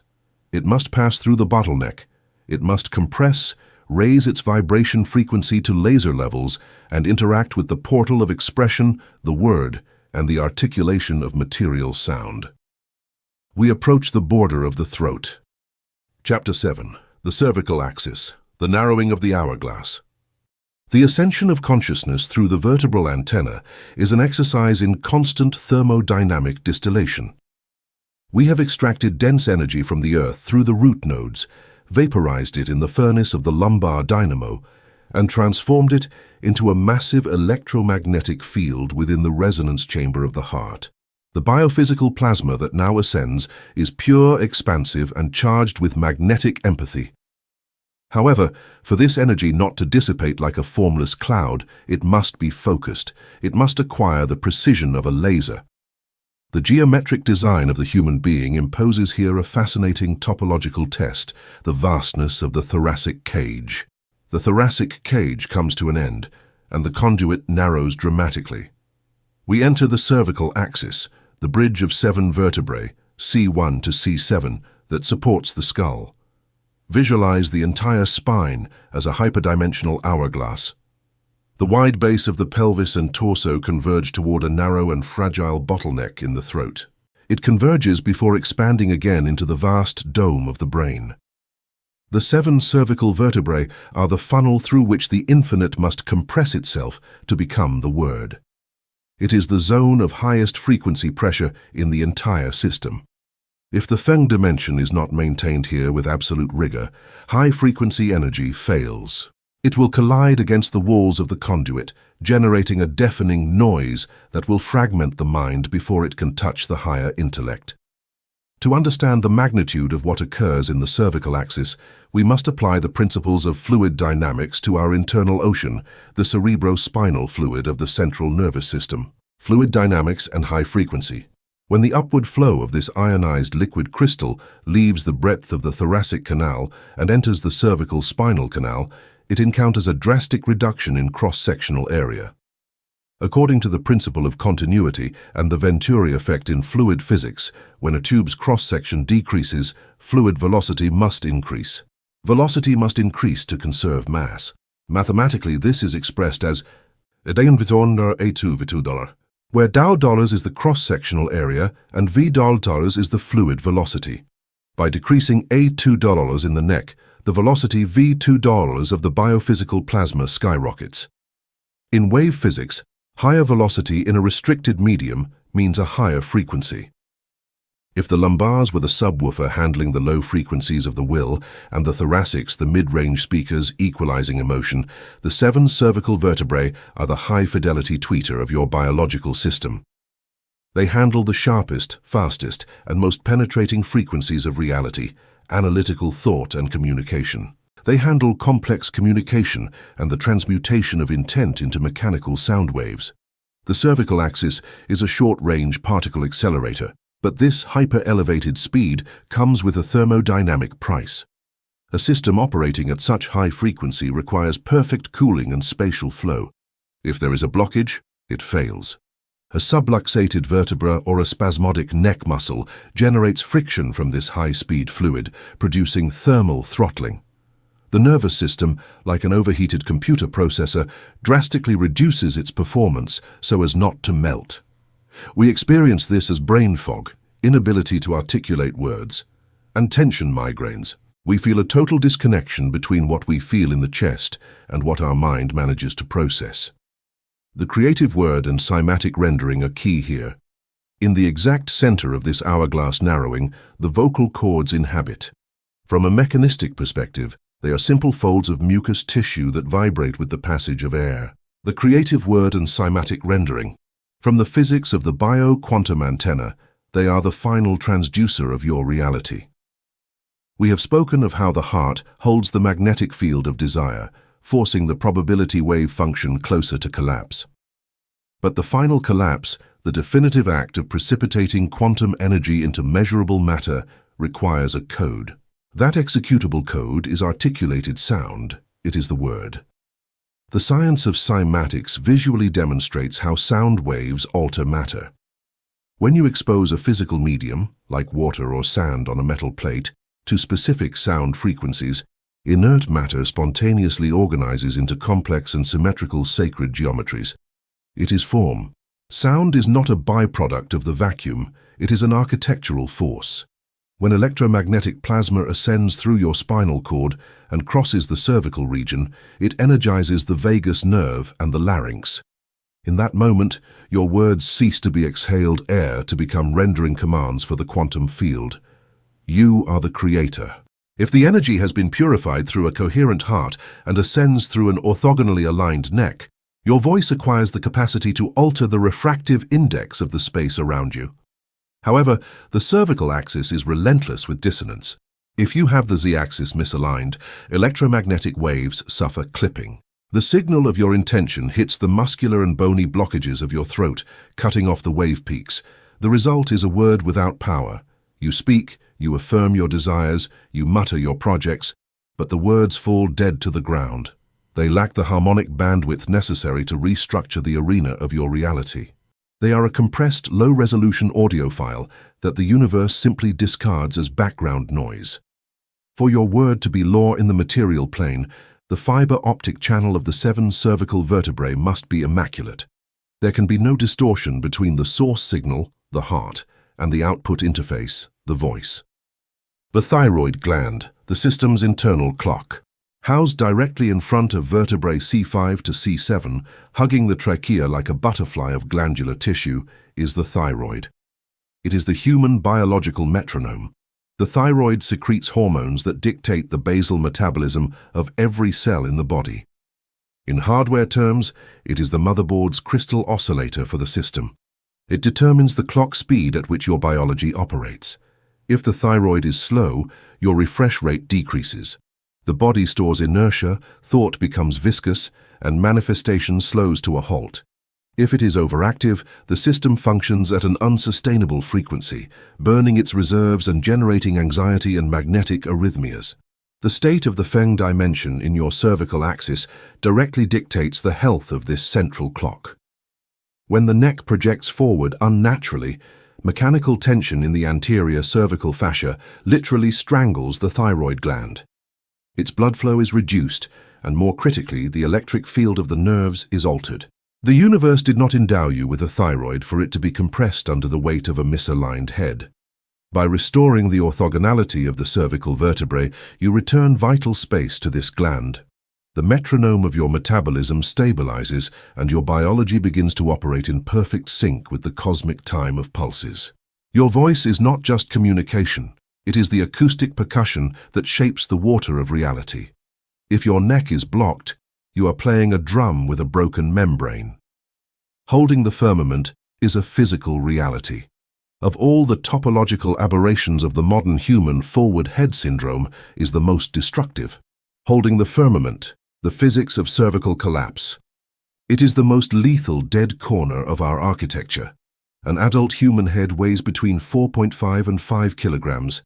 When your 7 cervical vertebrae are stacked in their natural lordosis, forming a smooth and flexible curve directly over the shoulders, that weight is transferred directly through the center of gravity of the z-axis. It descends toward the earth without muscular effort. However, for every 2.5 centimeters, 1 inch, that your head projects forward of its center of gravity, the relative weight your neck base must support increases by an additional 4.5 kilograms due to the physical laws of levers and torque. The multiplier is relentless. Arimise. Where the torque taktiu increases linearly as the radius partiun, the distance of the head forward, grows, multiplying the gravitational force apfilons. If you spend your days looking at a screen with your head 3 inches forward, your fragile cervical axis is struggling to hold nearly 20 kilograms of constant static tension. It breaks. This is not a simple matter of neck pain. It is an electromagnetic catastrophe. To prevent the spinal cord from tearing under this brutal torque, the body responds by creating emergency scaffolding. Fascia thickens and calcifies. The upper trapezius and levator scapulae muscles become rigid steel cables. Space collapses. Intervertebral space collapses, crushing the discs. You have created an insurmountable bottleneck. The fiber optic cable of the spinal cord is being chronically pinched. But what is the metaphysical cause? The cervical axis tilts forward because the human mind is perpetually trying to inhabit the future. You are rushing. The head projects toward what is to come, pulling the body behind it in a state of perpetual urgency. At the same time, the shoulders rise toward the ears as a primitive defense mechanism, preparing for a blow that never arrives, carrying the weight of the firmament with the responsibility of a universe we think we control. To restore flow in the antenna, you must renounce the illusion that you have to hold up the sky. You must return the head to the exact coordinate of the present time. Oral cache memory and jaw tension are linked. There is an emotional safety valve directly connected to upper cervical tension, the temporomandibular joint. Oral cache memory and jaw tension. When the ascending plasma of will and emotion reaches the throat, it demands expression. However, from childhood, we are taught to stifle our truth to maintain social order. We swallow words, repress cries of anger, and choke back tears. In quantum physics, energy does not disappear. It remains stored in the biological buffer. The vibration of an unspoken word is an aborted electromagnetic wave. This energy lodges in the masseter muscles of the jaw and the deep neck musculature. At night, when the conscious mind shuts down, the somatic system tries to dissipate this accumulated charge by clenching and grinding the teeth, known as bruxism. A clenched jaw is the equivalent of having the handbrake on while trying to accelerate a vehicle's engine. It blocks the first 2 cervical vertebrae, atlas and axis, and radiates tension downward, solidifying the cervical axis. The jaw acts as a cache memory where all the rendering commands, words, are temporarily stored. They are words you never dared to execute. For the great central sun's signal to cross the bottleneck without distortion, you must empty this cache memory. You must return slack to the joint's mechanism. Restoring the Feng dimension in the neck hourglass requires a combination of passive realignment and active vibration. Cervical and acoustic calibration practices. You cannot stretch your neck into health. You must persuade the fascia to untangle through resonance and orthogonality. Apply these 3 biological technologies to clear the channel. The orthogonal plumb line, mandibular retraction. To eliminate destructive torque, you must perform a horizontal translation movement. Imagine your head rests on a sliding rail. Place 2 fingers on your chin and gently push it back in a straight line, as if trying to create a double chin. Do not tilt your head. Keep your gaze parallel to the floor. You will feel a deep stretch at the skull base. You are returning the weight to the center of gravity. Frequency sweep, vocal toning. We must clean the acoustic chamber of the throat using your own vocal cords. Sitting in the plumb line, inhale deep. As you exhale, emit a long, sustained U or M sound. Start at a low pitch and gradually raise it like a frequency sweep on an equalizer. Find the resonance of the blockage. Notice where you feel physical vibration. When you find a frequency where your voice breaks or feels raspy, stop there. That is the resonance frequency of your emotional blockage in the cervical axis. Hold that specific tone for several minutes. Use the sound as an acoustic jackhammer to pulverize fascial calcification, releasing the cache memory, the deep sigh. To unblock masseter tension and vagus restriction, you must give the body the biological signal of surrender. Several times a day, open your mouth as wide as you can without pain. Move the lower jaw from side to side, then let it drop slightly, separating the teeth. Sign aloud. The sigh is the body's natural mechanism for resetting the autonomic nervous system. By letting go of the jaw and emitting this sound without resistance, you are purging unspoken words and allowing the pressure valve of the head to open. You are clearing the path for the final transmission to the higher centers of processing. The purification of the signal. When the cervical axis regains its natural lordosis and the tension of holding up the firmament dissipates, the experience of consciousness changes drastically. The sense of perpetual urgency, the white noise of always being ahead of the present, vanishes. The head rests majestically on the shoulders once again. The flow of cerebrospinal fluid passes through the bottleneck without resistance. Turbulent pressure becomes a high-pressure laminar jet directed straight into the brain's vaults. Your voice acquires a different timbre. Thoracic resonance blends with cervical purity, creating a magnetic and resounding tone. The word is law. People begin to hear you differently, not because of the volume of your voice, but because of the thermodynamic weight and wave coherence your words carry. You have learned to encode clean quantum commands, but the journey still has one last mechanical threshold to cross before information explodes into pure consciousness. At the top of this hourglass, where the last cervical vertebra touches the skull, reside the 2 most delicate and determining guardians of the antenna.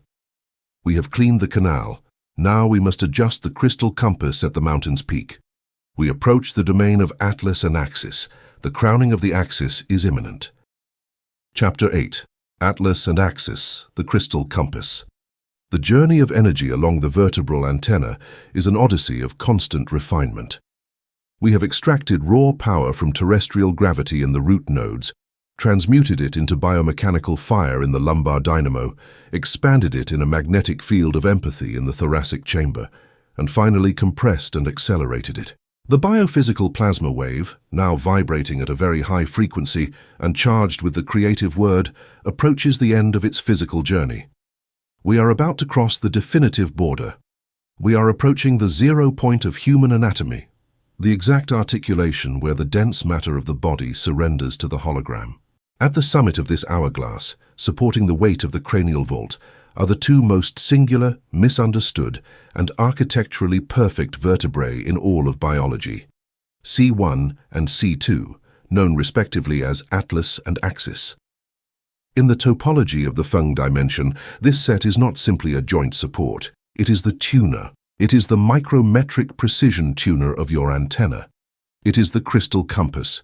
If this compass is deviated by even a fraction of a millimeter, all the immense electromagnetic energy you have cultivated from the base will crash against a wall of static before it can illuminate the pineal gland. Precision is absolute here. Myth and machine, the anatomy of a perfect anomaly. To understand the quantum magnitude of C1 and C2, we must observe their design. They are a total anomaly in the spinal column. The atlas, C1, receives its name from the Titan of Greek mythology, condemned to hold the sky on his shoulders. But unlike the rest of the vertebrae, the atlas has no vertebral body. It is a ring. It is a ring of pure bone, a sacred washer upon which the occipital bone condyles rest. It possesses no spinous process protruding backward. It is the wedding ring between the body and the brain. Just below it lies the axis, C2, which means axis. Its most amazing feature is a peg-shaped bony protrusion called the dens. This protrusion, the odontoid process, projects upward, penetrating directly into the center of the atlas ring. Together they form the atlantoaxial joint. Here lies the greatest biomechanical secret. There is no intervertebral disc between the atlas and the axis.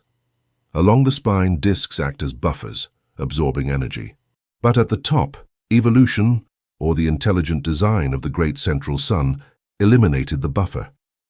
In its place, it designed a geometric pivot of bone against bone, allowing almost the totality of the head's rotational movement. Why eliminate damping at the point of greatest neurological stress? It is a matter of signal. In wave transmission physics, any soft intermediate material absorbs high frequencies. If there were a disc between C1 and C2, it would act as a low-pass filter, silencing the most subtle and sharp frequencies of cosmic intuition. This joint is designed to be a direct contact, an uninterrupted bridge for quantum info. The quality factor, Q, and the fine frequency tuner. In radio frequency engineering, when you build a resonant circuit to capture a specific signal among thousands of radio waves crossing the air, tuner precision is everything. This level of precision is measured through the quality factor, Q, of the circuit. Q, the F, F, is the resonance frequency. A circuit with a low Q factor picks up a lot of static. It mixes stations, distorts audio, and produces white noise. A circuit with a high Q factor is a laser. It discards all environmental noise and pins itself exactly to the frequency of absolute truth, delivering a crystalline signal. Atlas and axis determine your Q factor. They are the fine-tuning knob of your consciousness. When the atlas is micrometrically misaligned, due to whiplash, birth trauma, chronic stress, or the weight of a mind overanalyzing the future, the central hole through which the spinal cord passes narrows. The ring is no longer perfectly centered on the axis. This microscopic subluxation collapses your biological Q factor. The antenna loses its orthogonal precision. The pure electrical signal rising is forced to dodge an unnatural curve, creating electromagnetic turbulence at the brain's base. You have the power of a master, but the clarity of a broken television. The guardian of the threshold, the brainstem and vagus nerve. The true danger of a miscalibrated crystal compass is not just the loss of cosmic intuition, it is the tyranny of primitive biology. Right through the atlas ring passes the most vital structure of human survival, the brainstem and the medulla oblongata. This is your reptilian brain. Here, heart rate and breathing are controlled, controlling heart rate, blood pressure, and fight-or-flight responses. Additionally, emerging from the skull just millimeters from the atlas joint, the most important cranial nerve for holistic health descends, the vagus nerve. It is the command cable of the parasympathetic nervous system, responsible for peace. When the atlas is out of its z-axis, it exerts direct mechanical pressure and shear stress on the dura mater and the brainstem. The reptilian brain interprets this mechanical irritation at the base of the skull in only one way, a mortal threat. It triggers a state of survival that overrides all spiritual growth. It does not matter how many hours you meditate or how many decrees of abundance you utter. If your atlas is pinching your brainstem, the guardian will activate the general alarm. Your sympathetic nervous system will enter hyperactivity. It will bathe your body in cortisol and adrenaline. It keeps you in fear. Aligning the atlas and axis is the act of turning off the body's fire alarm. It is communicating to the primitive brain through spatial geometry that the war is over. Only when the brainstem feels the space around it is wide and orthogonal does it allow the vagus nerve to activate the vagal tone of light. Vagal tone is the biological substrate of enlightenment, the state of deep relaxation, security, and dilation of consciousness that allows access to the higher functions of the cortex and multidimensional vision. You must pacify the guardian to enter the temple. The crystal compass must be calibrated for the voyage. Hydrodynamics of the foramen magnum and the biophoton cascade. Upon crossing the atlas ring, energy enters the cranial vault through the foramen magnum. Here, the hydrodynamics of the cerebrospinal fluid reaches its peak. Remember that CSF is a superconducting liquid crystal. Passing through the restrictive cervical funnel, it has gained immense velocity and kinetic charge. When it finally crosses the foramen magnum and enters the brain's vast cavities, it experiences a sudden expansion. In fluid mechanics, abrupt expansion generates shock waves and vortices. If the atlas is misaligned, this expansion is turbulent and asymmetrical, hitting delicate structures in an erratic way. But if the crystal compass is perfectly oriented toward the north, the fluid ascends as a pure laminar jet, a fountain of liquid energy that hits the roof of the third ventricle with micrometric precision. And what is suspended in the roof of the third ventricle? The pineal gland. It is waiting for the bath. The pineal gland is not just an endocrine organ, it is a piezoelectric transducer. It contains calcite microcrystals structured in rhombohedral geometries. When the pressurized jet of CSF, charged with lumbar voltage and heart magnetism, physically hits these crystals, mechanical pressure becomes light. The piezoelectric effect in the pineal gland triggers a cascade of biophotons. Your brain literally lights up from within. The gland transmutes ordinary chemistry into superior psychoactive metabolites. You have completed the circuit. You have brought the Earth's raw force to the exact center of your brain. The opening of the lotus and crystal clarity. In the yogic tradition, this event is described as the union of Shakti with Shiva, resulting in the opening of the Sahasrara, the thousand-petaled lotus. From our bio-quantum physics perspective, the opening of the lotus is the total eradication of render lag in your three-dimensional experience. It is instant. When the signal passes cleanly through a perfectly tuned atlas and axis, mental fog dissipates instantly. You experience what Zen masters call satori, or crystalline lucidity. You no longer observe reality through the filter of past traumas or future fears, because the brainstem guardian has been pacified. You observe reality exactly as it is, a geometric and malleable flow of information. The illusion of separation between you and the world collapses. You understand with unshakable certainty that the reality you are experiencing is being projected by you through the lens of your own tuned antenna. The crystal compass no longer points to Earth's magnetic north. It points to the singularity of the present instant. You have become the cosmic axis. You are the point where the infinite and the finite intersect in perfect harmony. The rendering of your life is now happening in real-time high definition. Micrometric calibration, adjusting the dial. Because the atlas and axis lack a bulky intervertebral disc and are suspended by a complex network of small ligaments, forcing their alignment with sudden movements can be counterproductive. You cannot hammer the compass to point north. You must persuade the needle with magnetic and subtle precision. The Feng dimension at the skull's peak is reached through micrometric consciousness and neuro-reprogramming.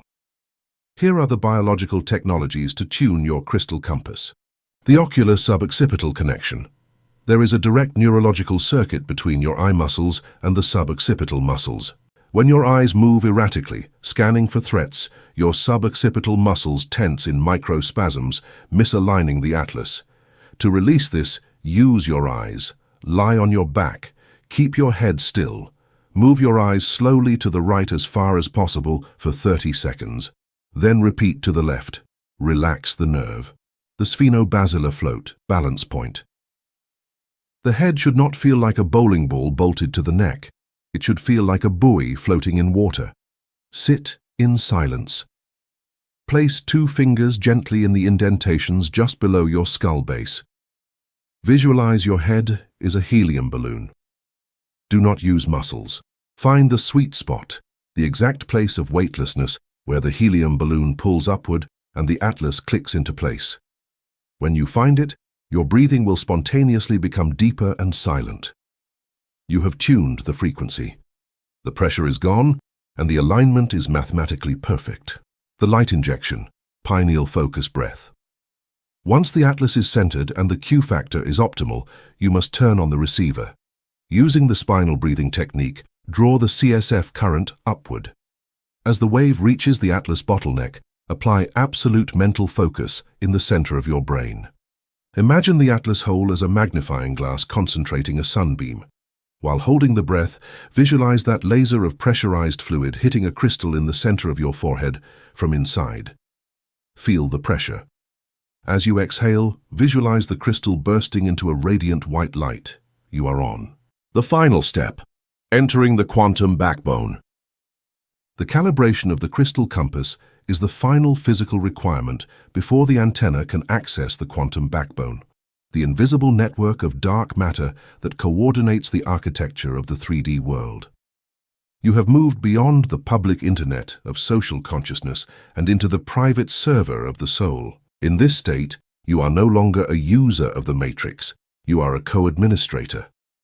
Because your signal is bit perfect and your latency is 0, your commands are written to the reality buffer without the usual filtration of the ego's firewall.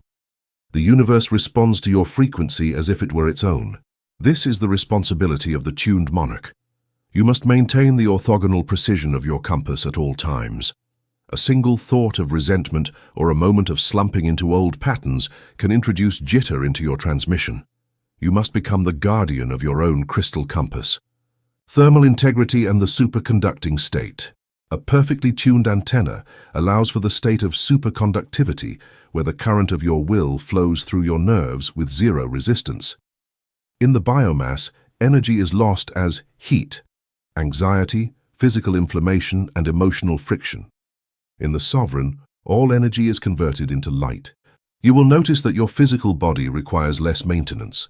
Your sleep becomes deeper and more restorative because the brainstem is in a state of safety. Your digestion is optimized by the vagus nerve. Your hardware is no longer being burnt out by the static of the 3rd dimension. This thermal integrity is what allows you to sustain the high-voltage download from the great central sun. You have built a biological chassis that can handle the power of a star. You are a high-speed data link between the abyss of the vacuum and the density of the Earth.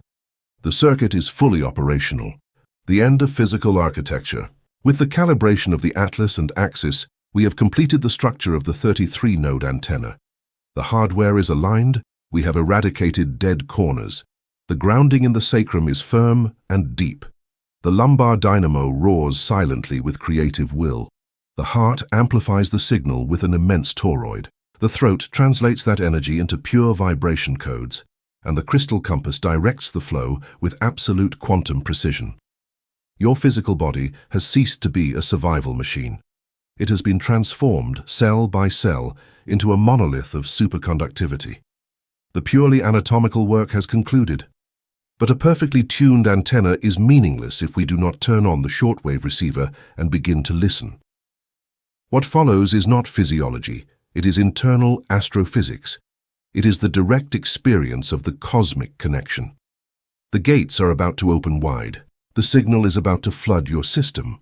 The signal descending from the vacuum of space, loaded with the architectural blueprints of reality itself, is about to inundate your nervous system. You are no longer waiting for the future. You are witnessing the render. The crystal compass is locked on target. We are ready for contact. Chapter 9: Cosmic Synchronization and Information Download. We have spent the last 8 chapters building, cleaning, and calibrating the most sophisticated technology in the known universe. We have descended to the depths of gravity with the sacrum, ignited the thermodynamic furnace in the lumbars, expanded the magnetic field in the thoracic vault, and focused the signal through the crystal compass. The biological hardware is no longer a structure collapsed by 3-dimensional trauma. It is a superconducting monolith. The 33-node antenna is erect, orthogonal, and operating in a state of pristine conductivity. But an antenna, no matter how perfect its topology, lacks purpose if the receiver is not turned on to decode the transmission. The universe is not a silent vacuum. It is saturated with information. The great central sun, whether we conceptualize it as the gravitational core of our galaxy or as the supreme metaphor for source intelligence, is constantly emitting scalar and photonic waves that contain the architectural blueprints of reality. You are the terminal. When your bioquantum axis reaches phase coherence, the barrier between you and the field dissolves. You cease to be a closed system that reacts to the world, and you become an open terminal that downloads cosmic data in real time. This chapter explores the phenomenology of that connection and how it physically feels to sync up. The phenomenology of phase coherence. In wave physics, phase coherence occurs when multiple waves vibrate in unison, sharing the same frequency and temporal alignment. Their crests and valleys coincide micrometrically. Mathematically, the total amplitude of a system of 33 harmonic oscillators, your vertebrae, is maximized when the phase angle, papigao, of each node is identical. 10 kafin hasumpindi AIE tala. When you achieve TK5 foreign manjays and main NP non 2 nain dots, NP mam1, destructive interference disappears. The resulting amplitude, episidem, is not simply a linear sum, it is an exponential explosion of resonance. How is this equation experienced in flesh and bone? The first symptom of cosmic synchronization is neurological silence. It is structural. The average human mind is an incessant generator of white noise. It oscillates between the anxiety of the future and the rumination of the past. But when the spine enters phase coherence, the excess activity in the default mode network, the part of the brain responsible for the ego narrative, shuts down abruptly.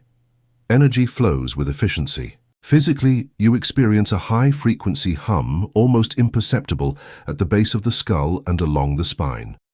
You feel the body amazingly light, as if gravity had lost 50% of its grip on your mass. The cerebrospinal fluid, now pumping without resistance, generates a sensation of electric coolness bathing the brain. In this state, peripheral vision expands. The colors of the 3D environment seem to saturate, acquiring a hyper-realistic sharpness. You are not hallucinating. You are processing the hologram of reality with a higher bandwidth. Your biological motherboard is using 100% of its resources to render the present moment. The holographic download, how information arrives. The most common mistake of spiritual seekers is to expect the voice of the universe to speak to them in their native language, structuring linear phrases in their heads. If you hear a chatty voice dictating what to do, it is usually a subroutine of your own subconscious. The great central sun does not speak in logical sequences.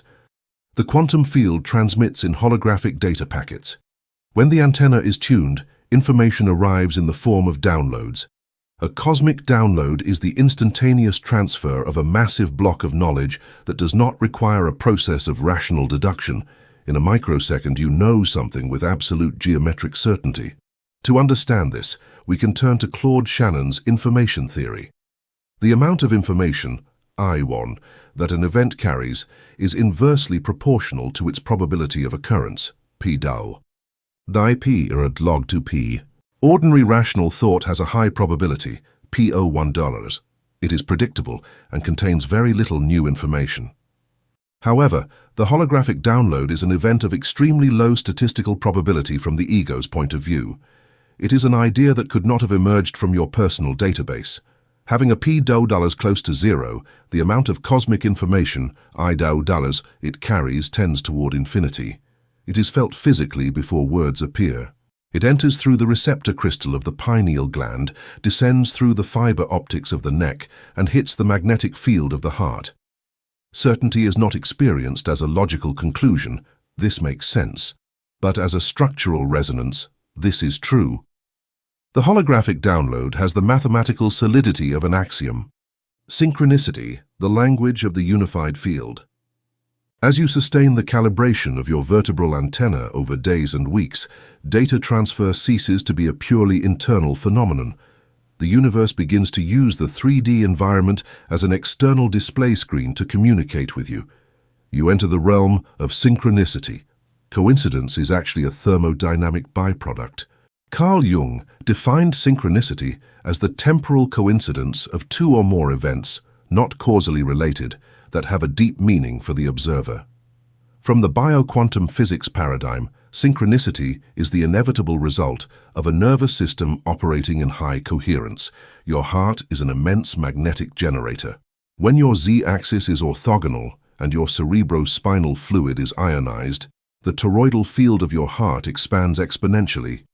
You are radiating a highly organized electromagnetic interference pattern into the quantum field. Matter and events around you, which once seemed chaotic, begin to be dragged by the gravity of your coherence. The outer field folds to reflect the order of your inner field. You think of an out-of-print book you need, and the next day someone leaves it forgotten on the seat next to you on the subway. There is no separation between your 33-node antenna and the city. External reality is forced by hyperdimensional physics to reorganize for you. The entropic friction of the third dimension. If the experience of cosmic synchronization is so amazing, why do we not live in this state permanently? The answer lies in the thermodynamics of the environment. Our three-dimensional plane and the society in which we operate are governed by the law of entropy, the inexorable tendency of every closed system to move toward chaos. Maintaining a 33-node vertebral antenna in perfect orthogonal alignment and phase coherence is a state of low entropy, high order. It requires a constant injection of consciousness. The moment you withdraw your attention from the axis, physical gravity and the collective magnetic field of the environment begin to decalibrate you. We live immersed in an electromagnetic network saturated with white noise. Collective anxiety and the collapsed posture of people around us generate chaotic magnetic fields. If your consciousness is not a sustained laser, external chaos will induce parasitic currents in your spinal cord. You will slump without even noticing it. In a matter of hours, the antenna has deformed. The liquid crystal of the cord flows with turbulence again.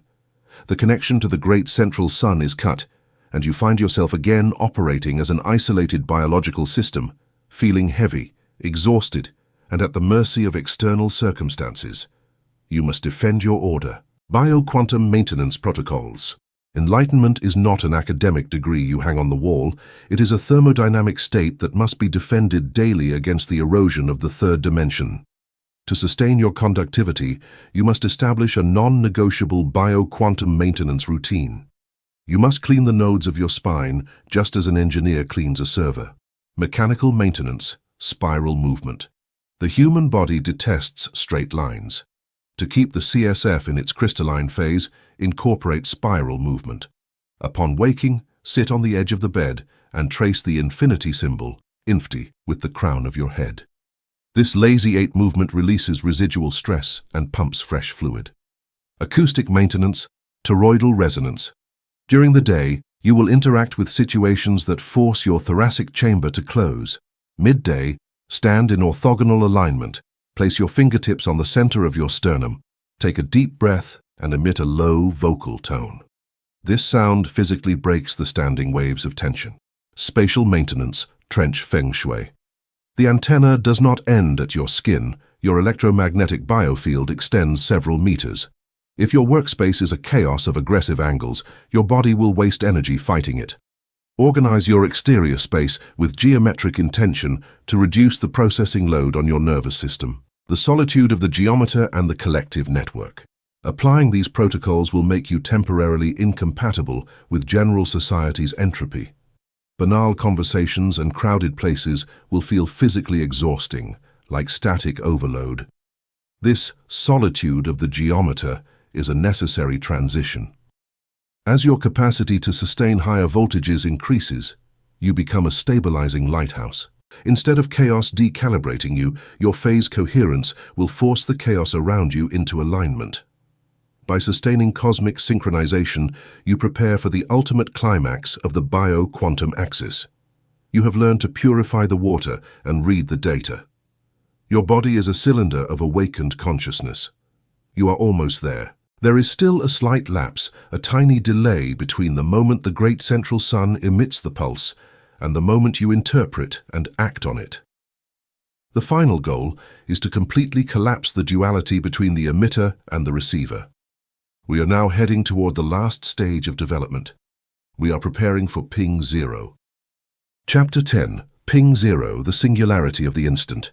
The fundamental drama of the human condition is not mortality, nor the fragility of the flesh, nor the entropy that wears down our cells.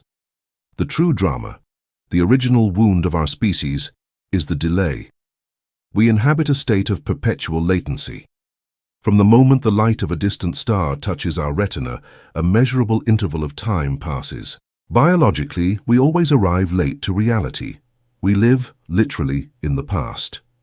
In telecommunications engineering and computer systems architecture, this lapse between the emission of a data packet and the reception of its response is called ping, or latency. A high ping means that the system is experiencing resistance. Data gets stuck. At a bioquantum level, the average human operates with a disastrously high existential ping.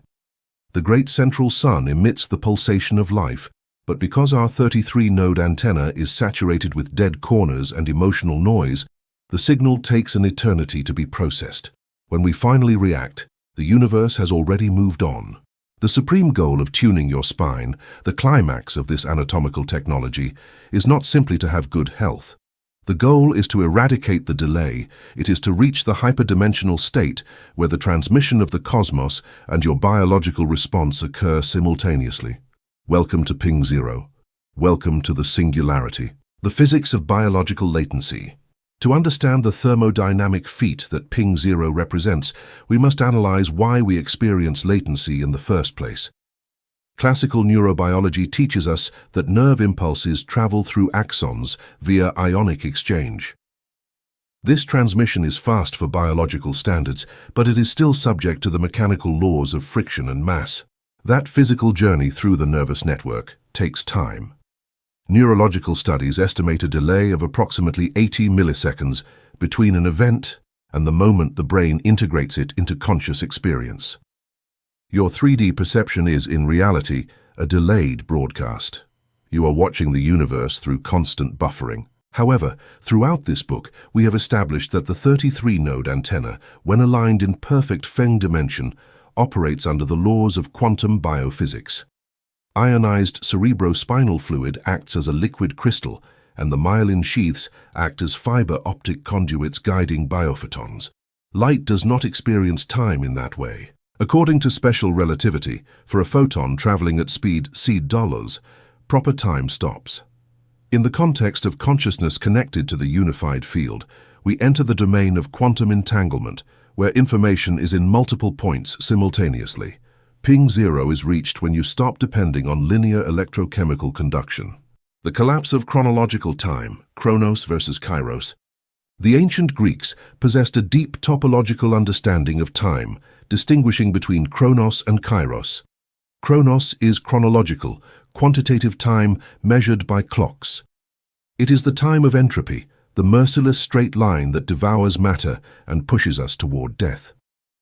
It is the time of the ego and the analytical mind. Kairos, conversely, is qualitative time. It is the opportune moment, the supreme instant, a turning point where the infinite penetrates vertically into the horizontal flow of material life. Reaching Ping Zero is the temporal annihilation of Chronos in favor of Kairos. It is a state of quantum superposition applied to human psychology. To illustrate this leap, we can observe Heisenberg's uncertainty principle relating energy, E$, and time, T. So delta E and delta T RGQ nahaf reactor. In ordinary experience, our psychic energy, delta W, fluctuates within predictable margins over time, delta T W. But by applying Feng dimension technologies, you concentrate energy.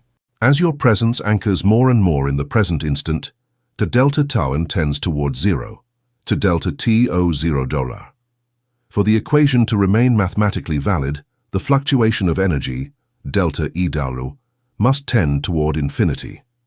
In Ping Zero, by collapsing the interval, you access an infinite amount of zero-point field energy. Quantum simultaneity, the end of the observer. When you experience latency, An illusory but painful separation exists between you and the universe. This duality is the root of all psychological suffering. The ego is built in the gap of the delay.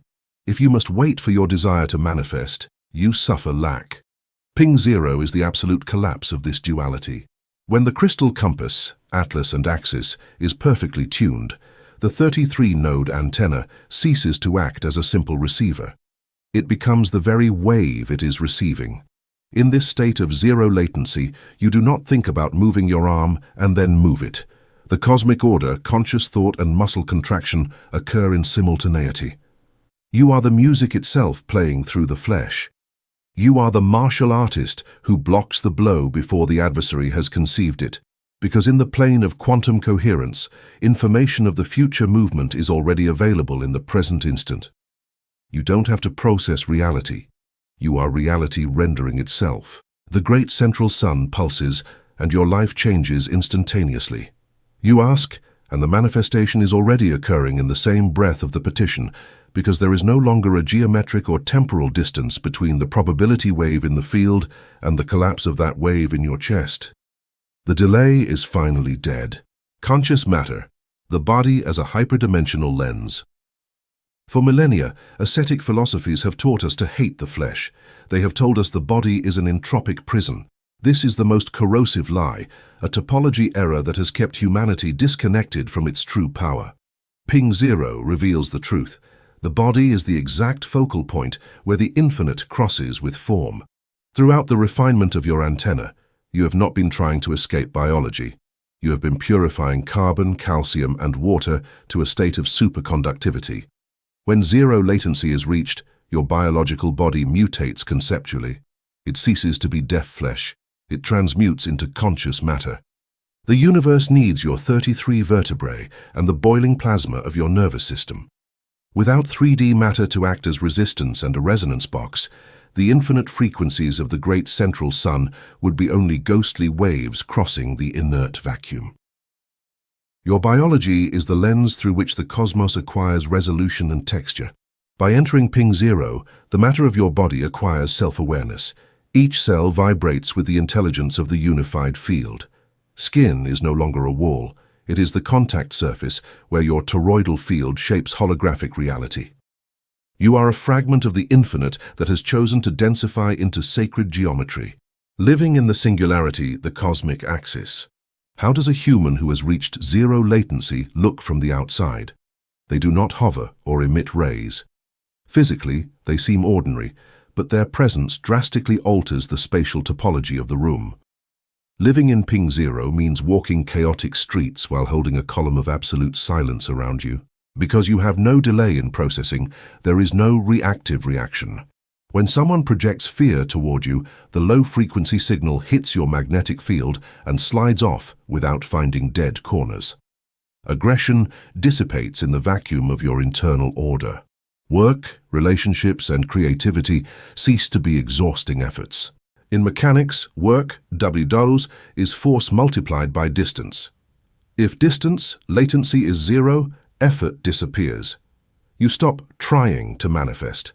Effort is proof that you still believe in friction.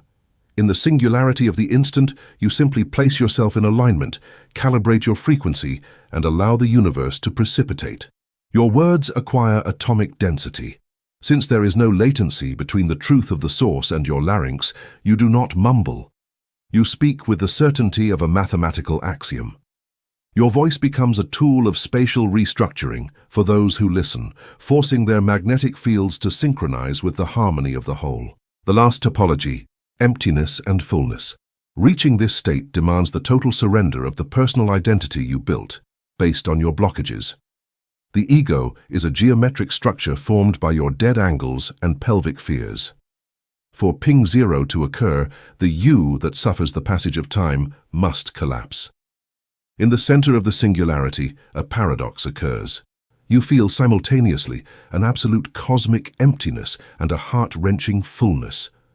It is emptiness because the inertia of your personal history has been eradicated. There is no noise. You are an acoustically perfect room. But it is fullness because, in that vacuum, The totality of universal information is available. You are not tuning the radio.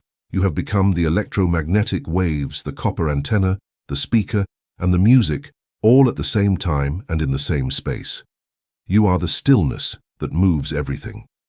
This is the highest state of thermodynamic efficiency possible for a biological entity in the third dimension. Closing the axis. Maintaining zero latency uninterruptedly while inhabiting a society dominated by linear time, chronos, is the greatest challenge of bioquantum mastery. There will be moments when 3D stress or collective suffering push your z-axis out of its orthogonality. Your ping will rise. You will feel the heaviness of matter once again. But the wonder of having known total Feng dimension is that the architecture of your central nervous system remains irremediably altered. Once the spinal cord has carried the voltage of the great central sun without resistance, the paths are traced. The hardware has been permanently optimized for higher conductivity. When you lose sync, you will not need to despair. You know the technology. You will know that anguish is not a punishment, but simply a drop in conductivity. You will return to your foundations. You will anchor your sacrum to discharge static. You will breathe into your lumbars to ignite the dynamo of your will. You will raise the sternum to open the heart, retract the neck to clear the word, and balance the crystal compass at your skull's base. You will adjust the 33 nodes of your spine, one by one, with the patience of an engineer and the devotion of a mystic. The illusion of time will collapse, and you will be in the eternal now. Transmission completed. Your antenna is calibrated. The universe is yours to render. Conclusion. Walking as a cosmic axis. You have reached the limit of this text, but the true work of embodiment is only beginning. Throughout these pages, we have dismantled the tyranny of mechanistic biology. We have mapped your anatomy until revealing it as what it fundamentally is, a miracle of bioengineering designed to operate radiantly as conscious matter. However, understanding the quantum physics of your vertebral antenna and the exact topology of your 33 nodes is only holding the architectural blueprint in your hands. Erecting the building within the density of a three-dimensional world is the true art of mastery. It requires constant presence and unwavering structural integrity. It is relatively simple to experience the Feng dimension in the protected sanctuary of your room, in the stillness of deep meditation, or under the refuge of closed eyes. The supreme challenge, the true thermodynamic trial by fire, is to maintain your orthogonal z-axis and your ionized cerebrospinal fluid while walking everyday life. Walking as a cosmic axis means traversing the storms of modern stress, human crises, and the pressures of the clock without slouching your lumbars. It means not sinking your magnetic thoracic bridge and not projecting your neck toward the voracious anxiety of the future. You must remain an upright pillar amidst the chaotic noise. By assuming this unshakable verticality, you acquire an immense frequency responsibility. You are no longer a passive receiver consuming the world's entropy. You have become a transmitting node in the collective electromagnetic network. Wave physics is relentless. A high-coherence oscillator will drag chaotic ones into its own phase. When you walk with your antenna tuned to the pulsations of the great central sun, your simple presence alters the refractive index of the space around you. You pacify the noise of the rooms you enter, not through logical arguments, but through the absolute thermodynamic weight of your wave coherence. You become a stabilizing pillar. The book concludes here, but the principle of infinity dictates that this is barely the dawn of your new architecture. Earth's gravity will always try to bend you, and collective noise will seek to infiltrate your dead corners again. When the static returns and you temporarily lose the signal, do not punish yourself. Simply pause. Root your sacrum in the planet's core, ignite the dynamo of your will, expand the toroid of your heart, and adjust your crystal compass with extreme gentleness. Return to the 0 point. The great central sun never ceases its transmission. It is an inexhaustible torrent of light and information crossing the quantum vacuum right now.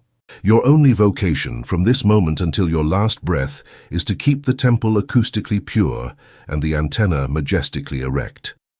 Walk with the undeniable certainty of one who knows they are the exact bridge between the dense mud of the earth and the fire of the stars. You are, at last, the universe experiencing itself.